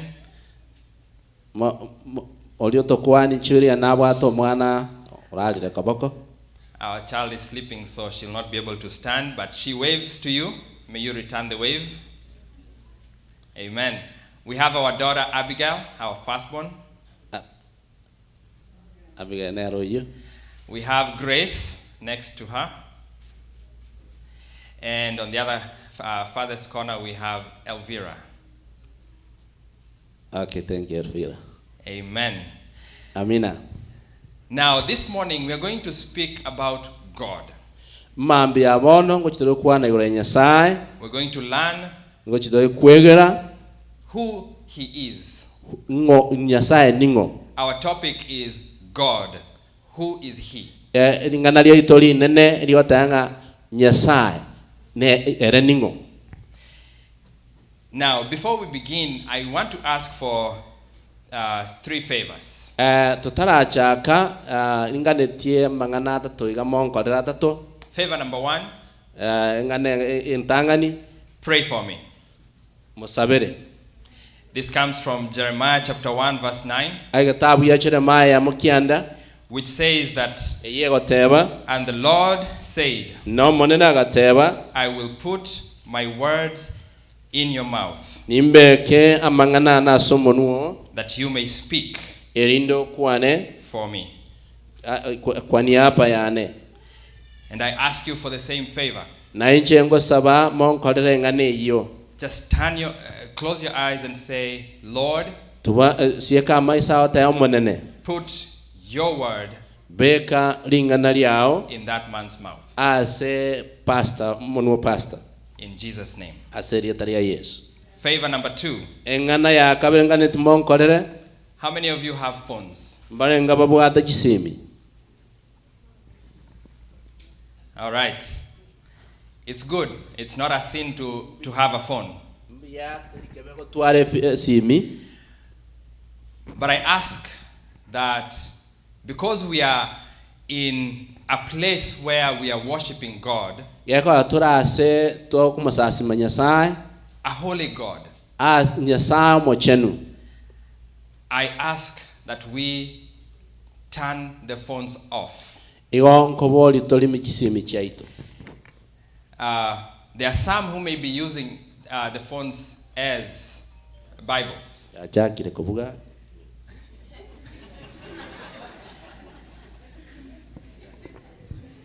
There are those who may have their phones as Bibles. It's okay to use it as a Bible, but turn the ringer off and guard yourself from being distracted by all the advertisements that come during the service.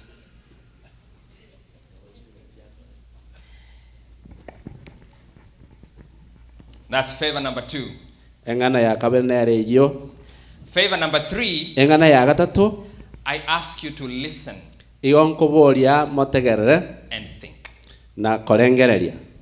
Too many times we hear the word of the Lord and we don't think about it, and so it doesn't get inside. We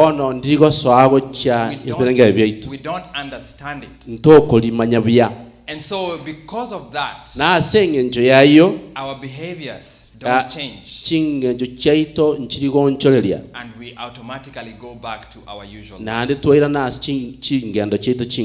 And so I ask you, I plead with you, listen and think. Now, do we have any visitors? Any visitors in the congregation? All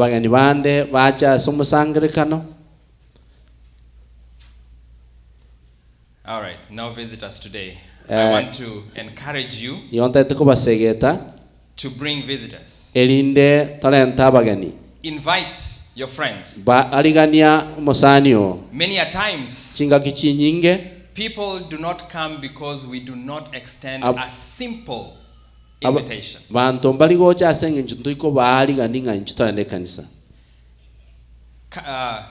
Invite them. Anyone that you meet on the way, invite them. Every day I will have a gift. I have a gift for your visitor, and I have a gift for you as well. So invite the visitors to come and hear the word of the Lord, so that the Lord may have an opportunity to woo them to himself. Now, Our topic, as I said, is God. Who is He? Throughout the time we will be together, you may have questions. I will give you, looks like, all right. Throughout the time we will be together, you will have questions. This is the only time I will allow you to use your phone. And you will, this is a QR code. You can take a picture of it from your phone. And it will take you to a questionnaire. And when you get to the questionnaire, you will have a few slots to answer some questions. Please put your questions there, so that throughout these 2 weeks we will have them answered. Don't worry about taking a picture right now. It will be there at the end.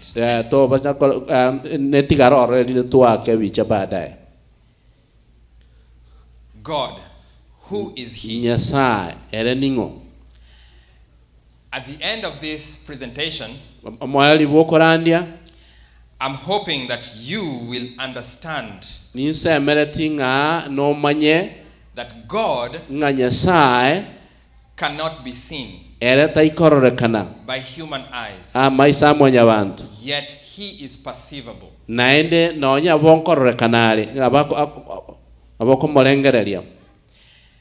Number 2, I will hope that you will verbalize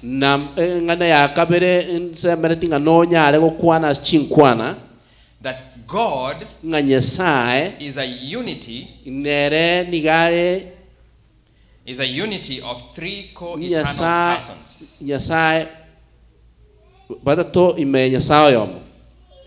And the third point is you will be able to verbalize that God is love.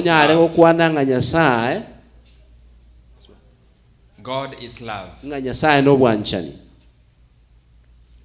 Now, at the very beginning of the Bible, in Genesis chapter 1,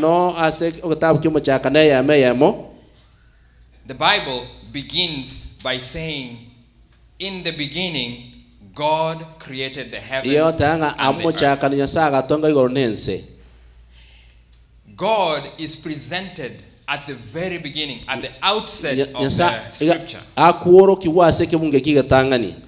that He is the creator of the world. He is not only the creator of the world, He is also the creator of the heavens. Now, yesterday we talked about the postmodern world. And the people in the postmodern world, those who believe in the postmodern theories, they are beginning to question everything. And one of the biggest things that has come into question has been the validity of Genesis chapter 1. Friends, I want to submit to you that if we remove Genesis chapter 1, then we have destroyed the entire scripture. Genesis chapter 1 is a foundation of the scripture. And so there is no way we can take off Genesis chapter 1 from the Bible and remain God's people. And I'm saying this specifically for our young people. We are bringing up our children in an environment ase that is very hostile to the word of God. And so when we send our children to college, they spend 4 years there, and when they come back, their Christianity, their foundation has been shaken to the point where they will begin asking the validity of what they have believed their entire lives. And so, young people, I want you to listen. I work with young people primarily. I've been serving Pathfinders for the last 20, probably half of my life. And I have seen consistently how our children are pumped with our doctrines, and when they come from college, something else happens.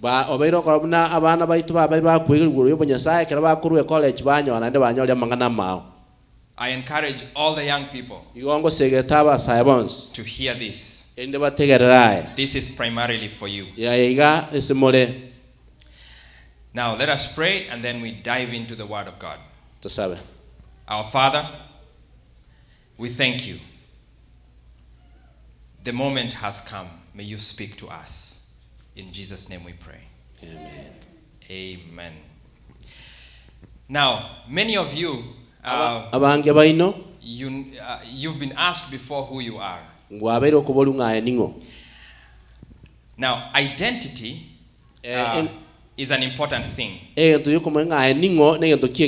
In this life, it is important for you to know your identity. And nowadays, you ask young people, where do you come from? And they look at you and they don't know exactly. In Kenya, especially Abagusi, we are very good at describing our own identities. First, we begin geographically. Then we venture into our connection to our grandfathers. To the third and sometimes fourth and fifth generation. And in that way, sometimes we do connect different people. And if you follow those connections carefully, you will find that all of you are relatives. Yesterday, I was informed that my wife has many relatives here.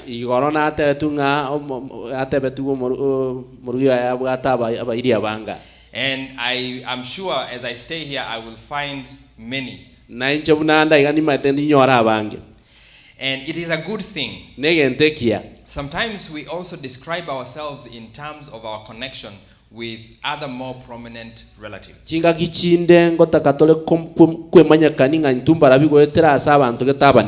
Question. Do you know who you are? What is your name? What is your identity? You see, I used to tell people that I come from Nyamira. And then they will ask me more geographical questions. They will ask me for ancestral and prominent relative questions. And since I did not live there very much, I used to stammer a little bit. I used to get stuck. I could not describe it well geographically because I could not connect things. I know I know places. I know Esani. I know Nyagachi. I know different areas. But I cannot connect them. I could not connect them the way I could connect Nairobi. Tango nyago chibuata ni njira yango buata Nairobi. Because that's where we lived. Agekora uno amenyete. For the better part of my life. Chinga kichi nyinge chobo mabwaye. And now I know Minnesota. Bono igama ete Minnesota. A lot better than I know Nairobi. Bono mono ko buabu na maete Nairobi. Because I hear yeko gara koi that koiwa. Things have changed. Ebinto byaonchori ya Nairobi. Now, even though I could not describe so many things, when I mentioned my uncle, the late Honorable Onyancha Obuocha, the former MP of West Mogrango, and said that he is my uncle, even though I never met him personally.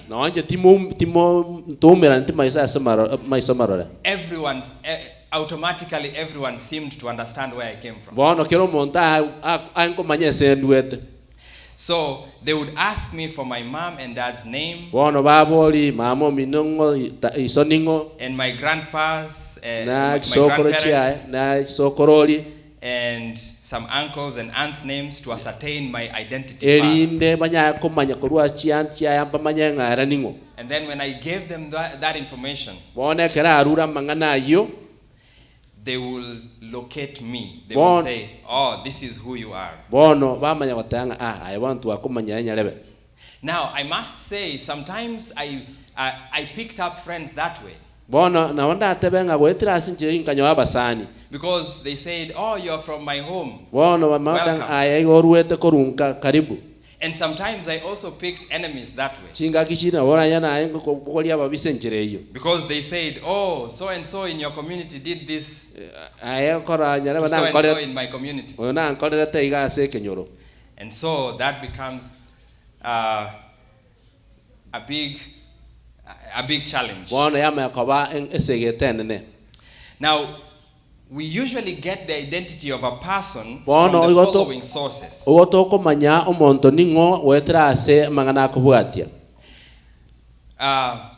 There is what we call self-revelation. What I have just gone through is called self-revelation. Self-witness. Also known as self-testimony. You can also find the identity of a person through a close relative. Father, mother, or sibling. You can also find the identity of a person through another person's witness.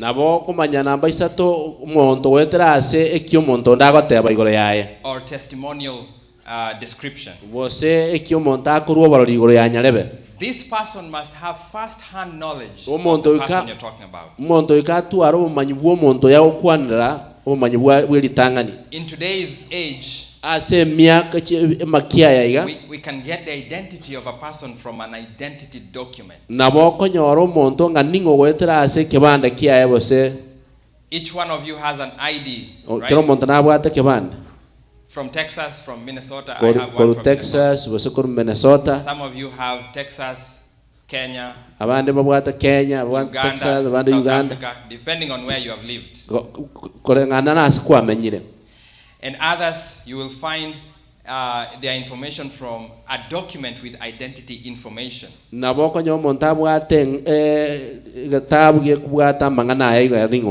For example, a birth certificate. Now we are going to look at the Bible and see how can we identify God?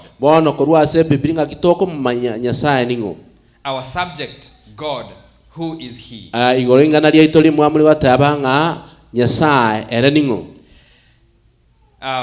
going to look at three men. In the Bible, there are three men who ask the same question. The first one was Moses. The next one was Pharaoh. Oyo kabere Pharaoh. And the third one was Nebuchadnezzar. Noyo gatatu Nebuchadnezzar. They asked the same question. Let us go to Exodus chapter 5. If you have a pen, you can write that down. Exodus chapter 5. And I will read verse 1 and 2. And it says, Afterward, Moses and Aaron went in and told Pharaoh, Thus says the Lord God of Israel, let my people go, that they may hold a feast to me in the wilderness. And Pharaoh said, Who is the Lord, that I should obey his voice to let Israel go? I do not know the Lord, nor will I let Israel go. Elio Musa na Haruni bakagenda ase Farao bakamutebya aya naro monene Nyasaye bwa Abaisiraeli agoteba baya abantu bane libaga bagende bankolere lituko line na ali ase roro. Farao akairaneria omonene ngo inyiwa manganaye na kwa Abaisiraeli baga bagende. The question this morning is, who is the Lord? And in Daniel chapter 3, verse 5, no, verse 15.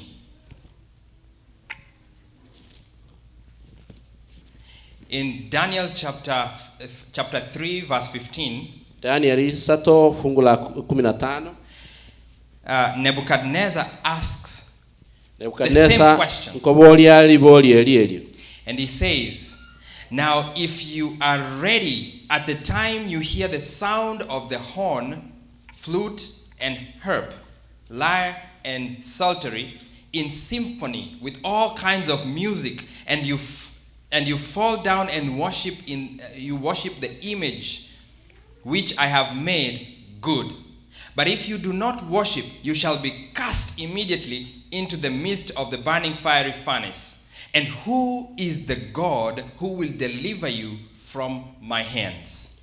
Bono mobe ange ekero morai weliogi liebitureli na ebiroli na amakano ao na amarandi na amariogi akeregento kia malero no kia atingire no kia matera motugame inse ase mo bwekano na osasima motugame ase ogosasima mo bwekano onaro siri elio nalio murabe erabe yasemole kolende onyatimo moko yosasima lio agwo kegima goika morutu asomolero morutu aseli kolio molero liekebembeli ine Nyasaye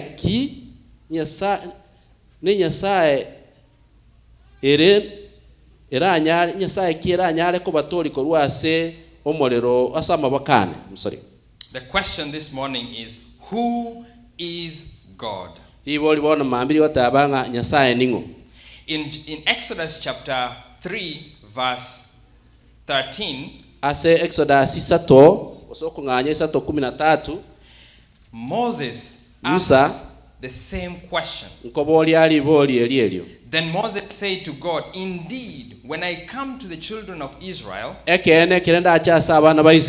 say to them, the God of your fathers has sent me to you, and they say to me, what is his name? What shall I say to them? Friends, in the postmodern world, we are having the same questions being asked by our own children, being asked by people out there, being asked by those who are not churched, abantu balia batali ase kanisa, and those who are churched. na bali ase kanisa. This question is being asked by everybody. Who is God? My question is, what is your answer when you get this question? Are you prepared to answer this question?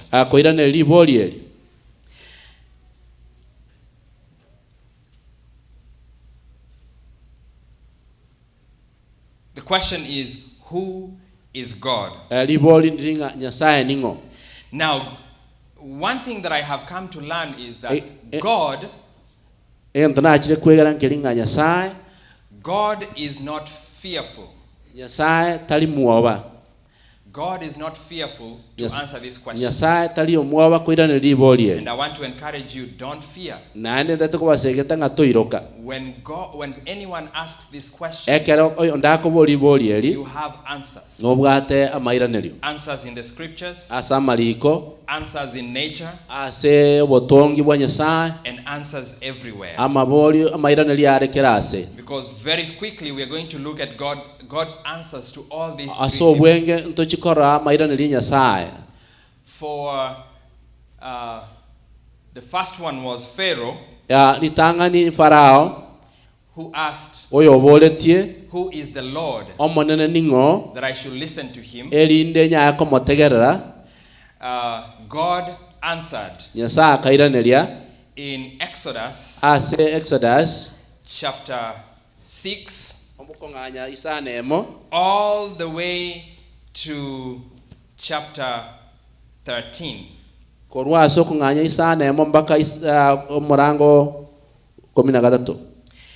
And when Pharaoh asked this question, God brought about plagues. In other words, God was showing Pharaoh who he is. Because sometimes when you explain something to someone using plain words, they may not understand. And so in this case, Pharaoh was not ready to understand God. You see, God did not need to bring about the plagues. But because Pharaoh was persistently hardened in his heart, the Lord had to use nature to answer this question. And so, after the first plague, Pharaoh still hardened his heart. The Bible says. After the second plague, Pharaoh humbled himself. And you see Pharaoh's response in verse 8. Turn with me to Exodus chapter 8 verse 8. The Lord brought about many frogs. And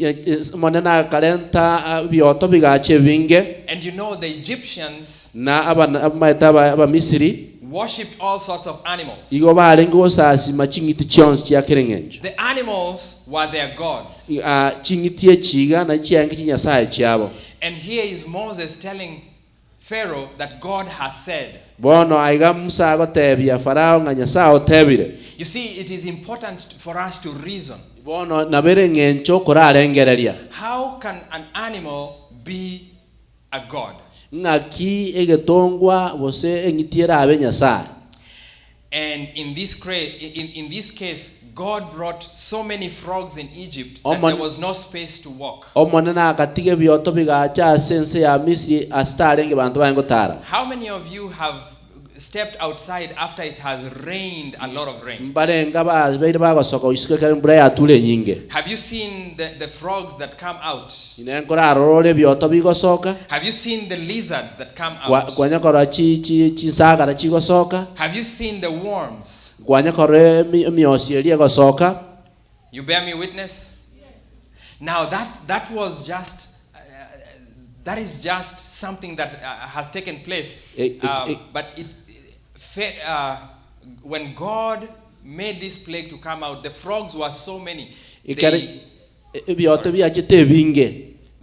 came even to their tables in their homes. Whenever they put food on the table to eat, the frogs were there.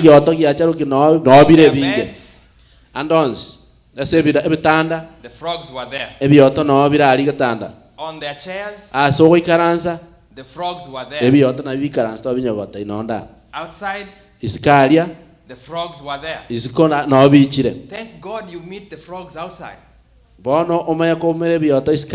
My daughters usually will jump, go when they see the frogs. But I want you to see the problem that these Egyptians found. And so in verse 8 of Exodus 8, Pharaoh humbles himself.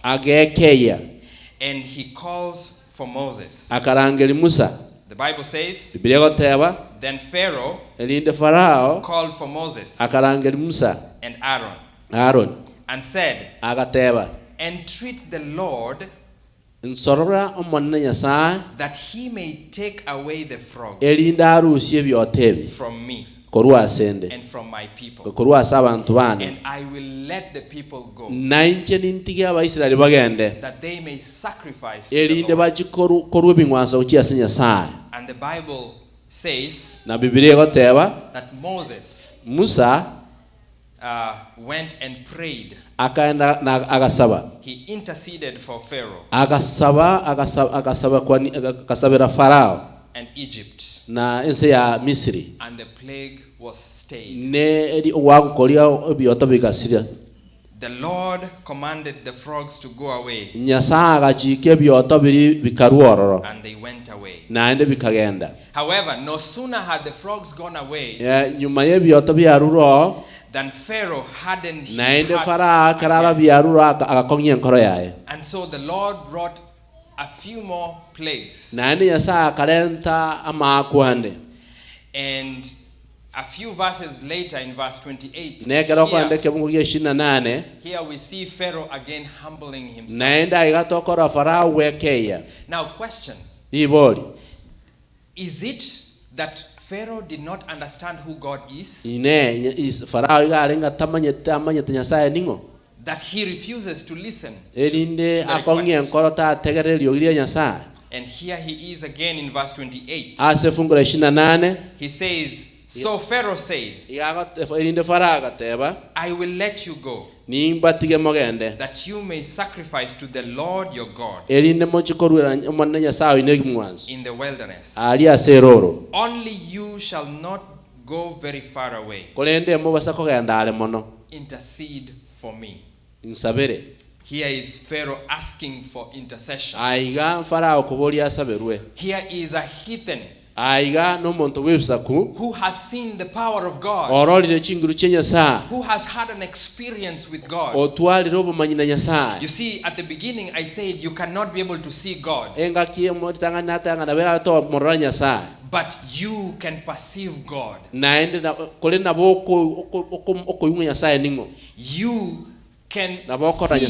You can see the effect of the presence of God. And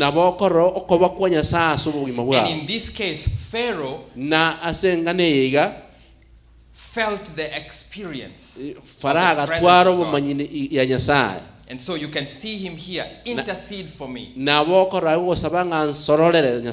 He wants Moses to go and speak to God on his behalf. But no sooner had Moses interceded and the plague was taken, that he hardened his heart once again. And God brought in a few more plagues. And if you fast forward in chapter 9 verse 27, Oise kwenda se kunganya kianda 27. Pharaoh again requests. Farao naende ngosororare. And in fact here he uses a more stronger language. Bono ga gotumia engane enkongwake. Notice as the plagues come, as he has more and more experience with God,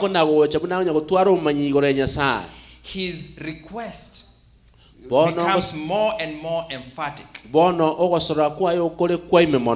verse 27, the Bible says, and Pharaoh sent and called for Moses and Aaron and said to them, I have sinned this time. Question. Do you think Pharaoh knew what he was doing? Do you think Pharaoh is aware of what he is doing when he asks for intercession from God? And then he turns and hardens his heart. Friends, I want to submit to you that Pharaoh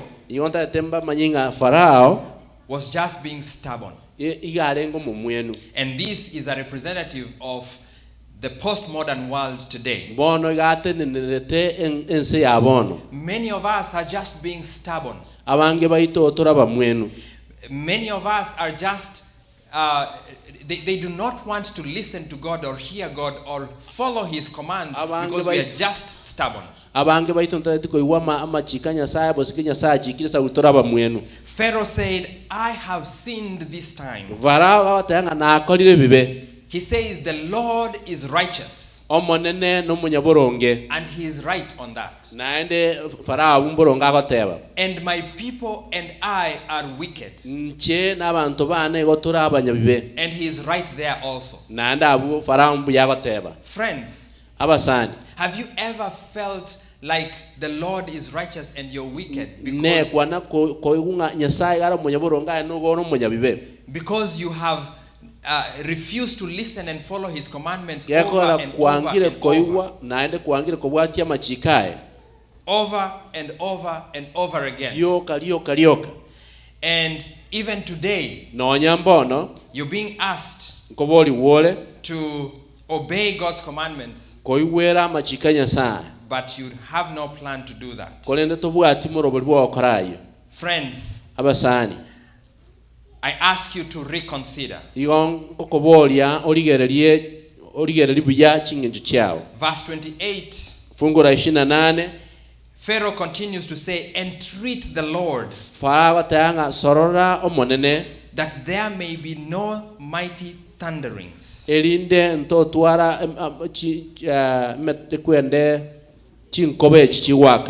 hail, for it is enough. I will let you go, and you shall stay no longer. However, the Bible says that as soon as the plague was stayed,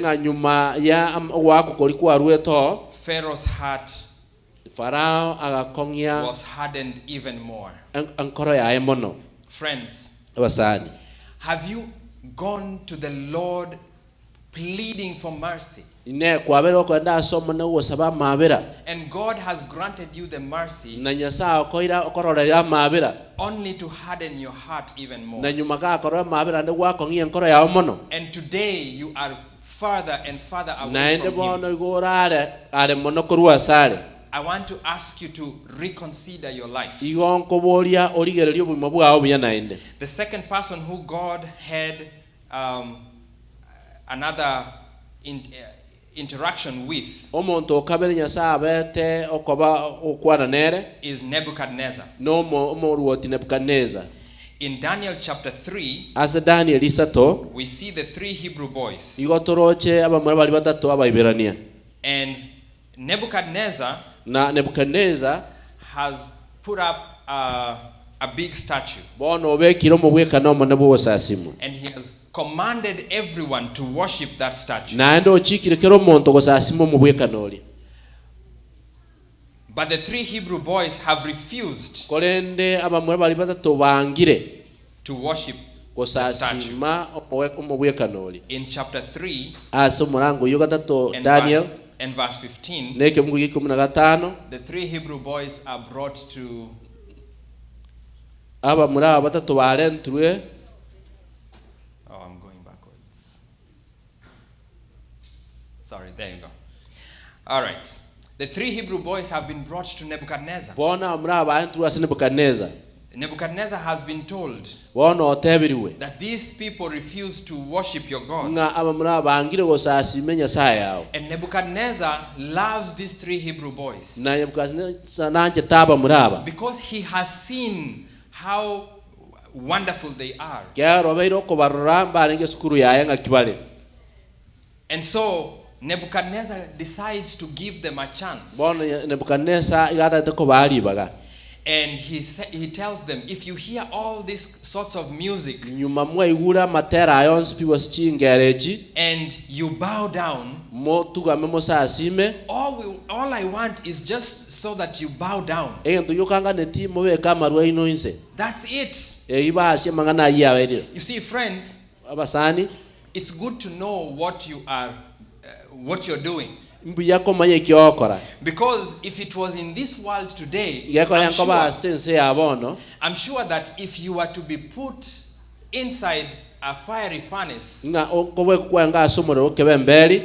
you were to go to jail because of your worship stance, but then the king or the judge or whoever it is says, I will give you one more chance. Some of us will say, maybe God has had mercy on us. Let's accept and bow down. We've been in situations like this, and it's interesting to hear how people reason. Maybe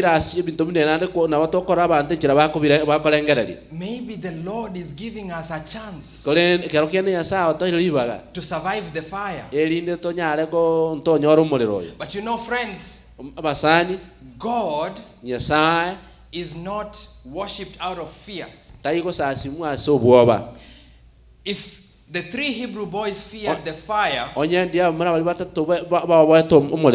and they decided to bow down at this point,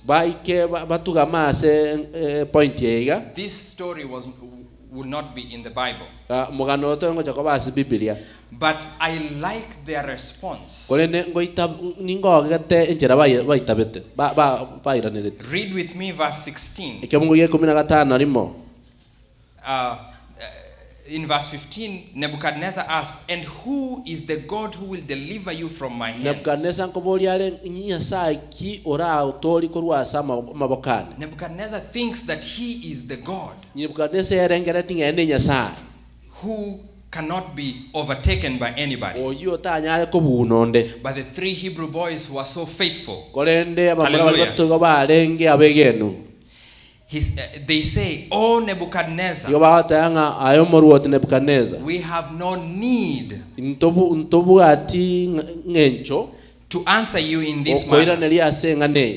If that is the case, our God whom we serve is able to deliver us from the fiery furnace.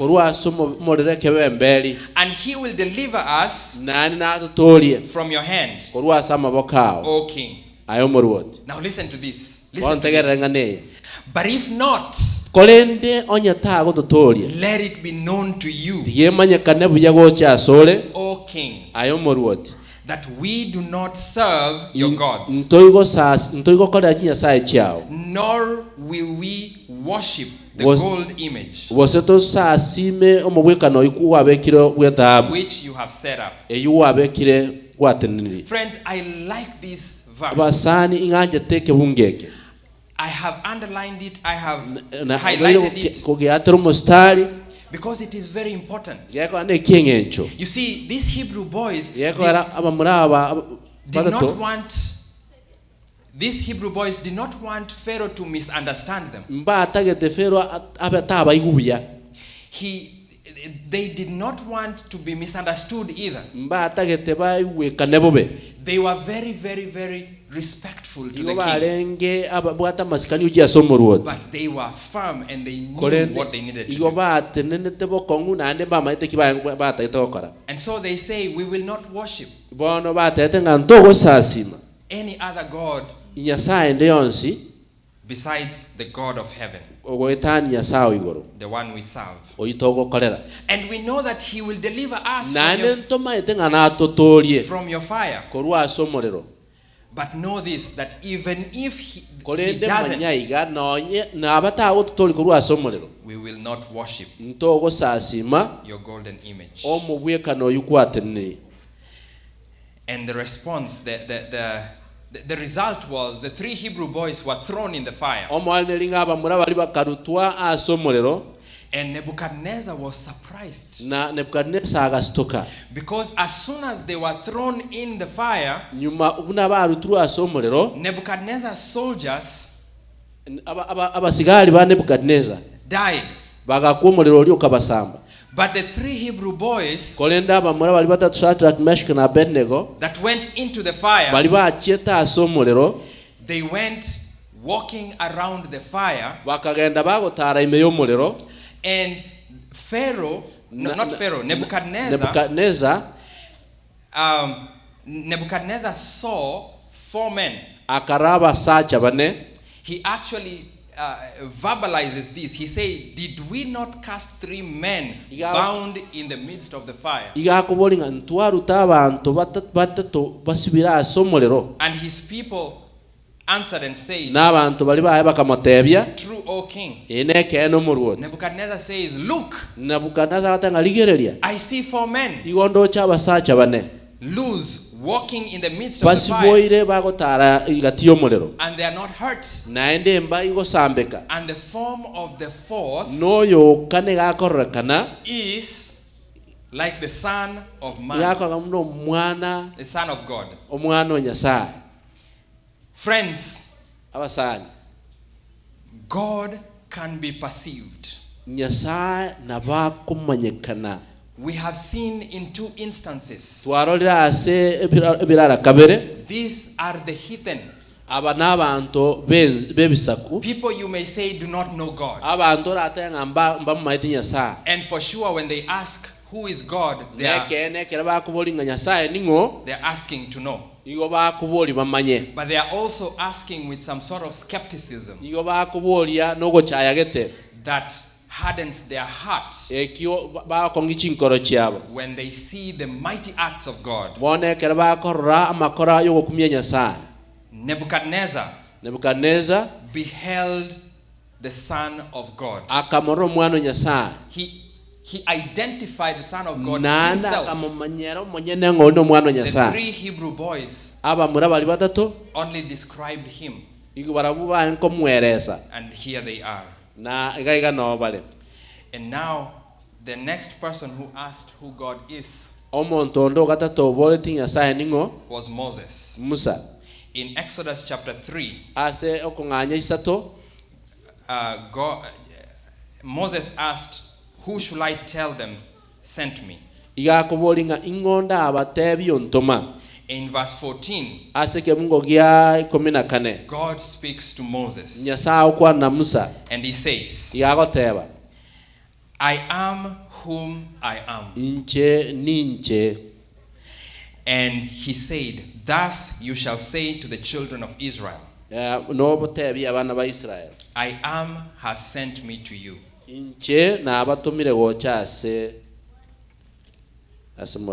My friends, I come to you in the name of the Lord God Almighty, the great I am, the one who created the heavens and the earth, the one who is identified in the Decalogue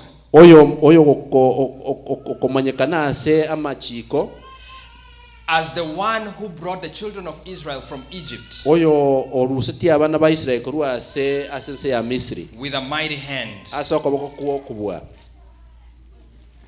This is the God that I introduce you to. Nyasaye ne royo nkobamanya.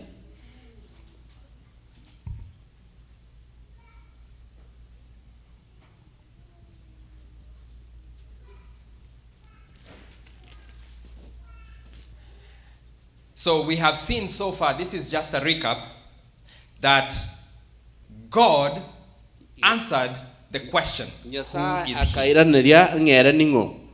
To Pharaoh, God answered through nature. Farao Nyasaye abeto koira ni goitera ase ebinto bikororekana botobotongi. To Nebuchadnezzar, God sent his son Nyasaye agatuma omwana oye into the 7 times hot fiery furnace and saved the 3 Hebrew boys miraculously.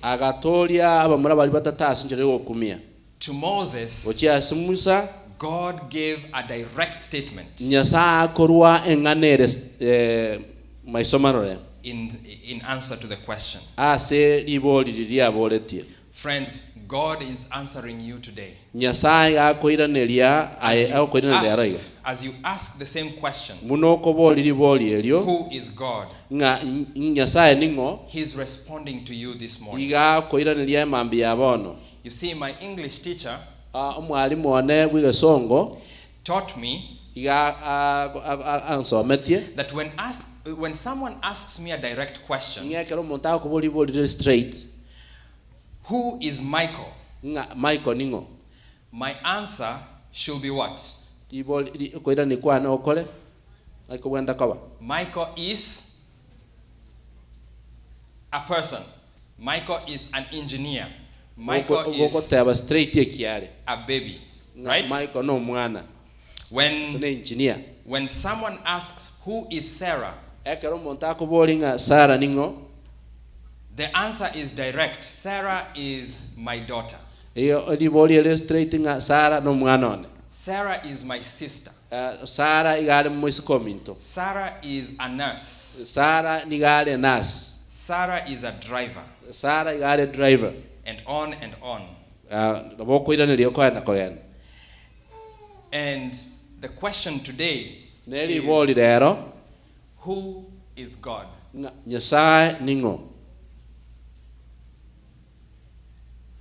And I am looking for a direct statement. The Lord has already identified himself. He has identified himself in many ways. Through nature, through miracles, and even through direct statements.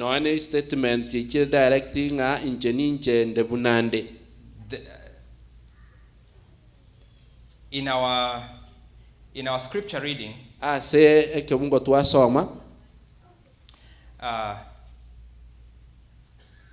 the Bible says that God,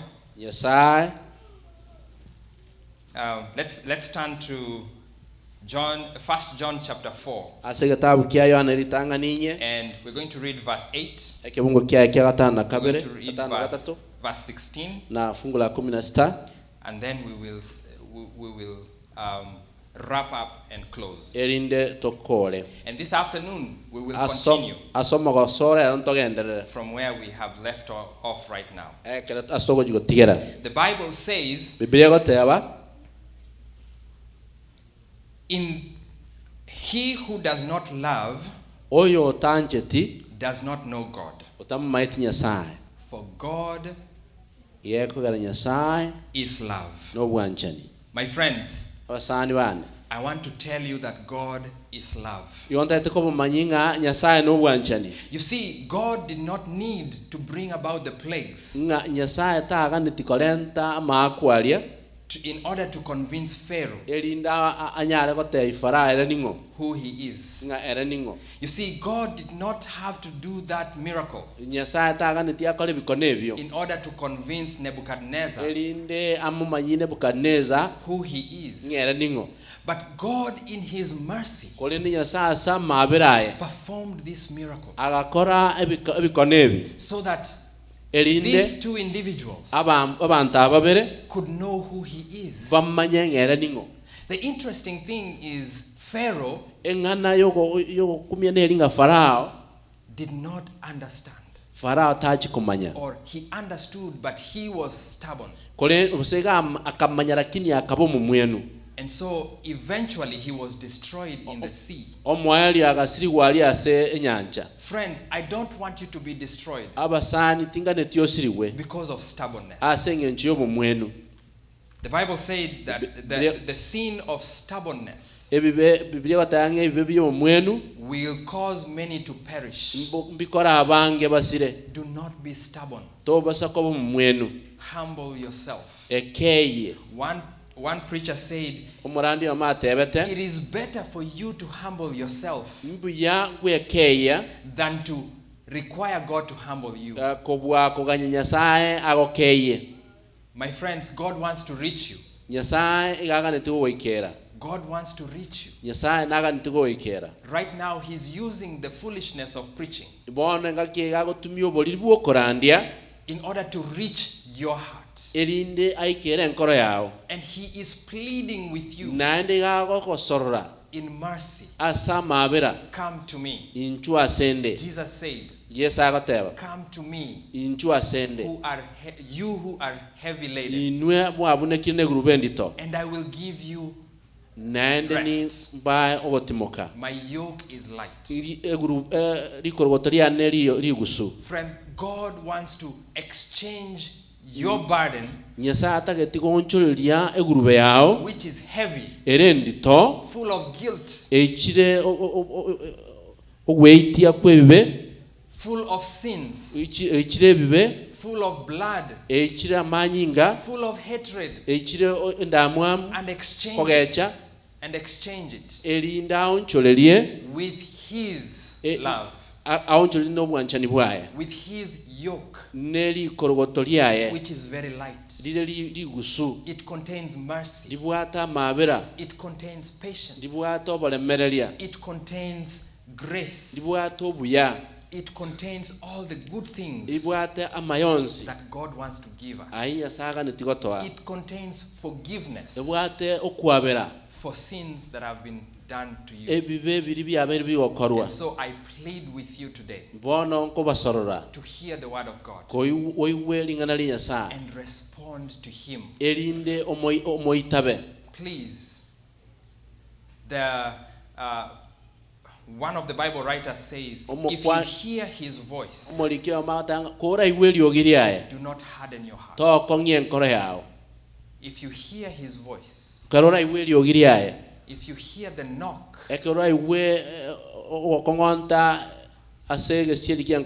on your heart, open up for Him. Would you like to open your heart? Would you like the Lord to come into your heart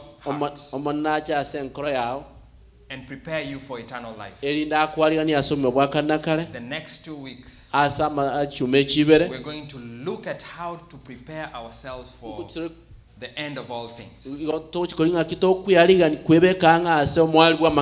And so I invite you, come, bring your friends, bring your relatives, bring your children, bring your young people. They all will be blessed.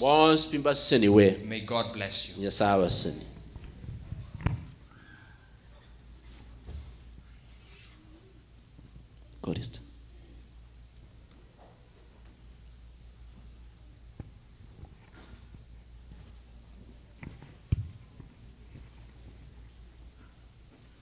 Let's all rise up. Song number 508.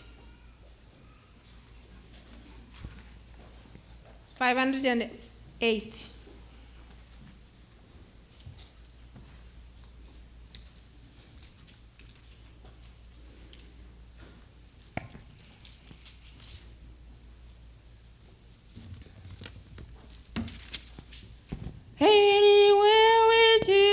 Jesus, I can safely go. Anywhere, sing. Anywhere with Jesus, I can safely go. Anywhere He leads me, in this world below. Anywhere without Him, He is to faith. Anywhere with Jesus, I am not afraid. Anywhere, anywhere, I cannot know. Anywhere with Jesus, I can safely go. Anywhere with Jesus, I am not alone. Other friends may feel me, He is my own.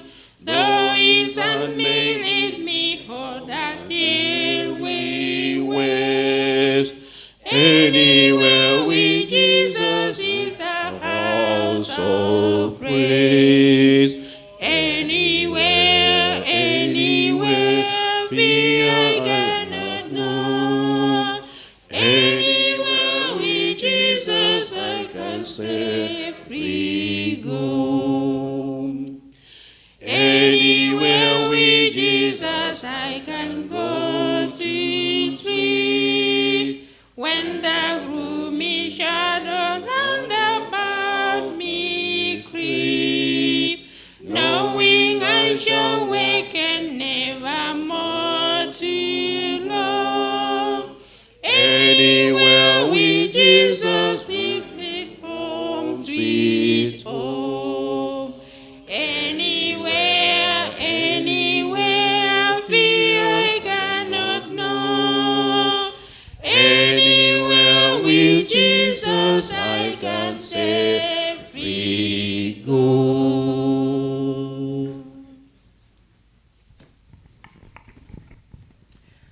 We'll take a moment to pray. But I want to take this opportunity to ask if you have been stubborn to the Lord, if the Lord has called you and you have refused to heed His voice, if the Lord has said, do not steal, and you have stolen, you have stubbornly done what the Lord has said not to. I give you this opportunity to come forward. Humble your heart. We're going to pray, and I'm asking the Lord to forgive us our sins. In the next 2 weeks, we are going to have many opportunities. If you would like a special prayer, come forward. We will pray. I will give you a minute, make the decision, and take brisk steps and come forward. Come forward. Anyone who would like prayer. Anyone who would like prayer, please come in front, and we are going to place you in prayer.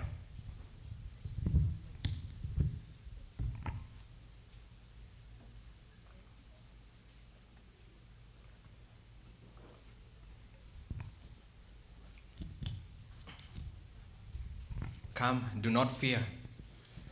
Do not fear the eyes of men.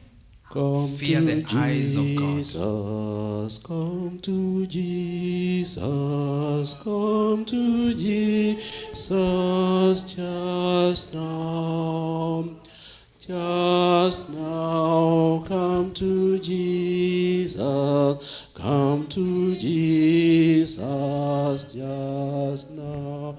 He will save you, He will save you, He will save you just now, just now. He will save you, He will save you just now. Come, young people, come, children, come.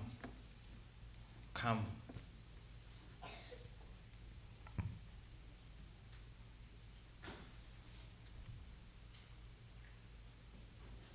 I am going to kneel down. You can remain standing, and we shall seek the face of the Lord in prayer. Shall we pray? Our Father and our Lord in heaven, we have come before you this afternoon. We thank you for speaking to us. We thank you for revealing yourself to us. For if you do not reveal yourself, Father, how can we know who you are? How can we see you if you do not allow us to see you? Our Lord, this afternoon, I want to present those who are before you here, dear Father. They have come before you for various reasons, O Lord in heaven. We have seen how the stubbornness of Pharaoh, the stubbornness of Nebuchadnezzar, caused them, the stubbornness of Pharaoh caused him to lose his opportunity with you. And Father, we see in the scriptures how Nebuchadnezzar was stubborn, but eventually, Father, you were able to get to him. And Father, I look forward to seeing him in the kingdom when you come. I ask you, O Lord, that you may help us. Those of us who are stubborn, may you help us to humble ourselves. Those of us who have heard your voice and repeatedly we have refused to listen. Repeatedly we go back to the same lifestyle and character that we had. Repeatedly we go back and refuse to allow your word to take root in our hearts. Father, we ask for forgiveness this morning. I ask for forgiveness on their behalf this morning, dear Father. I pray, O Lord, that you may take hold of our hearts. In the next 2 weeks, as we listen to your word, we pray that you may send the Holy Spirit, that he may explain it in a way that each one of us understands. A way in which the simple way or the complicated way or whichever one, that Father, we may be able to see you. Just as you came to Pharaoh in a way that he could understand. And Father, we can see that he humbled himself, knowing that he gave evidence of understanding who you are, dear Lord. He indeed said that his heart and his people's heart are wicked and that you are righteous. Father, may you reach our hearts so that we may give the testimony from our mouths that you are righteous and we are wicked, O Father. Our Lord, we also pray for those who are simply asking, who is God? That you may give a simple answer based upon where their heart is, dear Father in heaven. Lord, may you reach us at our point of need. Each one who has stood here, and even those who are standing at their pews, but for various reasons were not able to come in front, Father, I include them in this prayer, that, Father, you may reach them in their hearts, that you may speak to them, Father, that you may guide them in preparing for your second coming. Dear Lord, we can see that the pieces are coming together to bring about the end of all things, O Father. And so, Lord, we ask that we may not be found unready. We ask that we may not be found sleeping or doing other things, just like the disciples were when Jesus asked them to watch. Our Father, we pray that you may continue to be with us. We pray that you may forgive us our sins. We pray that you may help us, that you may give us victory over our sins. We pray that you may take us back to the scriptures, the simplicity of the scriptures, and that you may explain them to us, so that, Father, we may rest upon them, knowing that in them you speak to us, and that soon you are coming, dear Father. Our Lord, may your name be glorified always. May you take away our infirmities. Those who are sick, who are before you, dear Father, this morning, I bring them to you and ask you to heal them. May you place your healing hand on each one of them, that, Father, they may be healed and that they may see the miracle and Father, glorify your name. Father, I do not claim to have any power, for I am 100 pounds of dirt, 100 pounds of dust, and I am just a vessel in your hands. May you use me according to your will. We pray all this in the name of Jesus Christ, our Savior. Amen. Amen.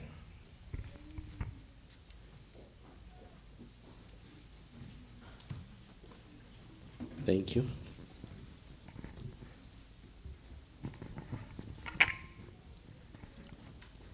This marks the end of our morning session. And while we are to understand who God is, we have been given a flexible schedule that matches our work schedule. For those working at night, come home, sleep,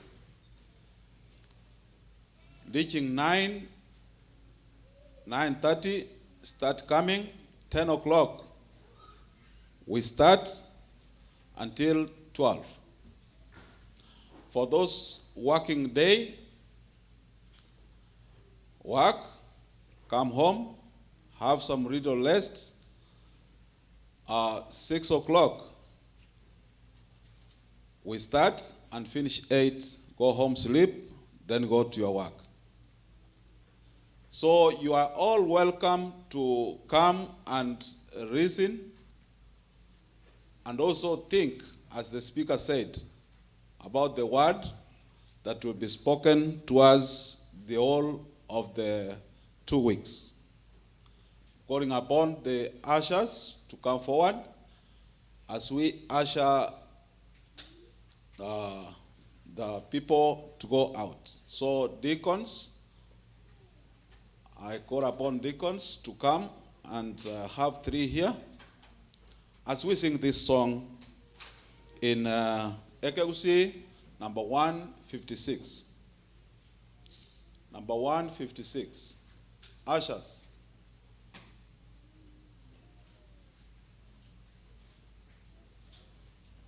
Yes, stand there.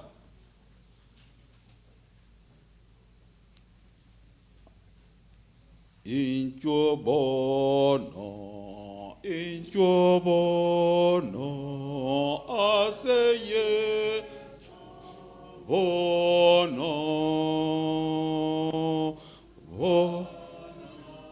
nato chiche aseye.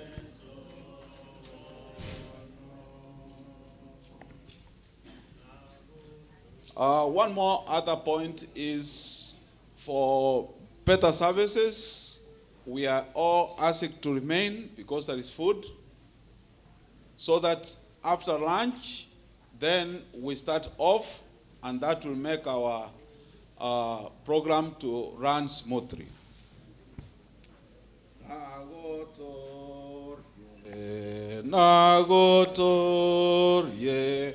Nagotorie bono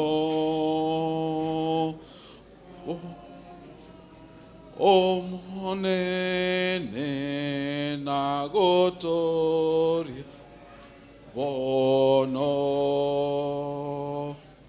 nanyarere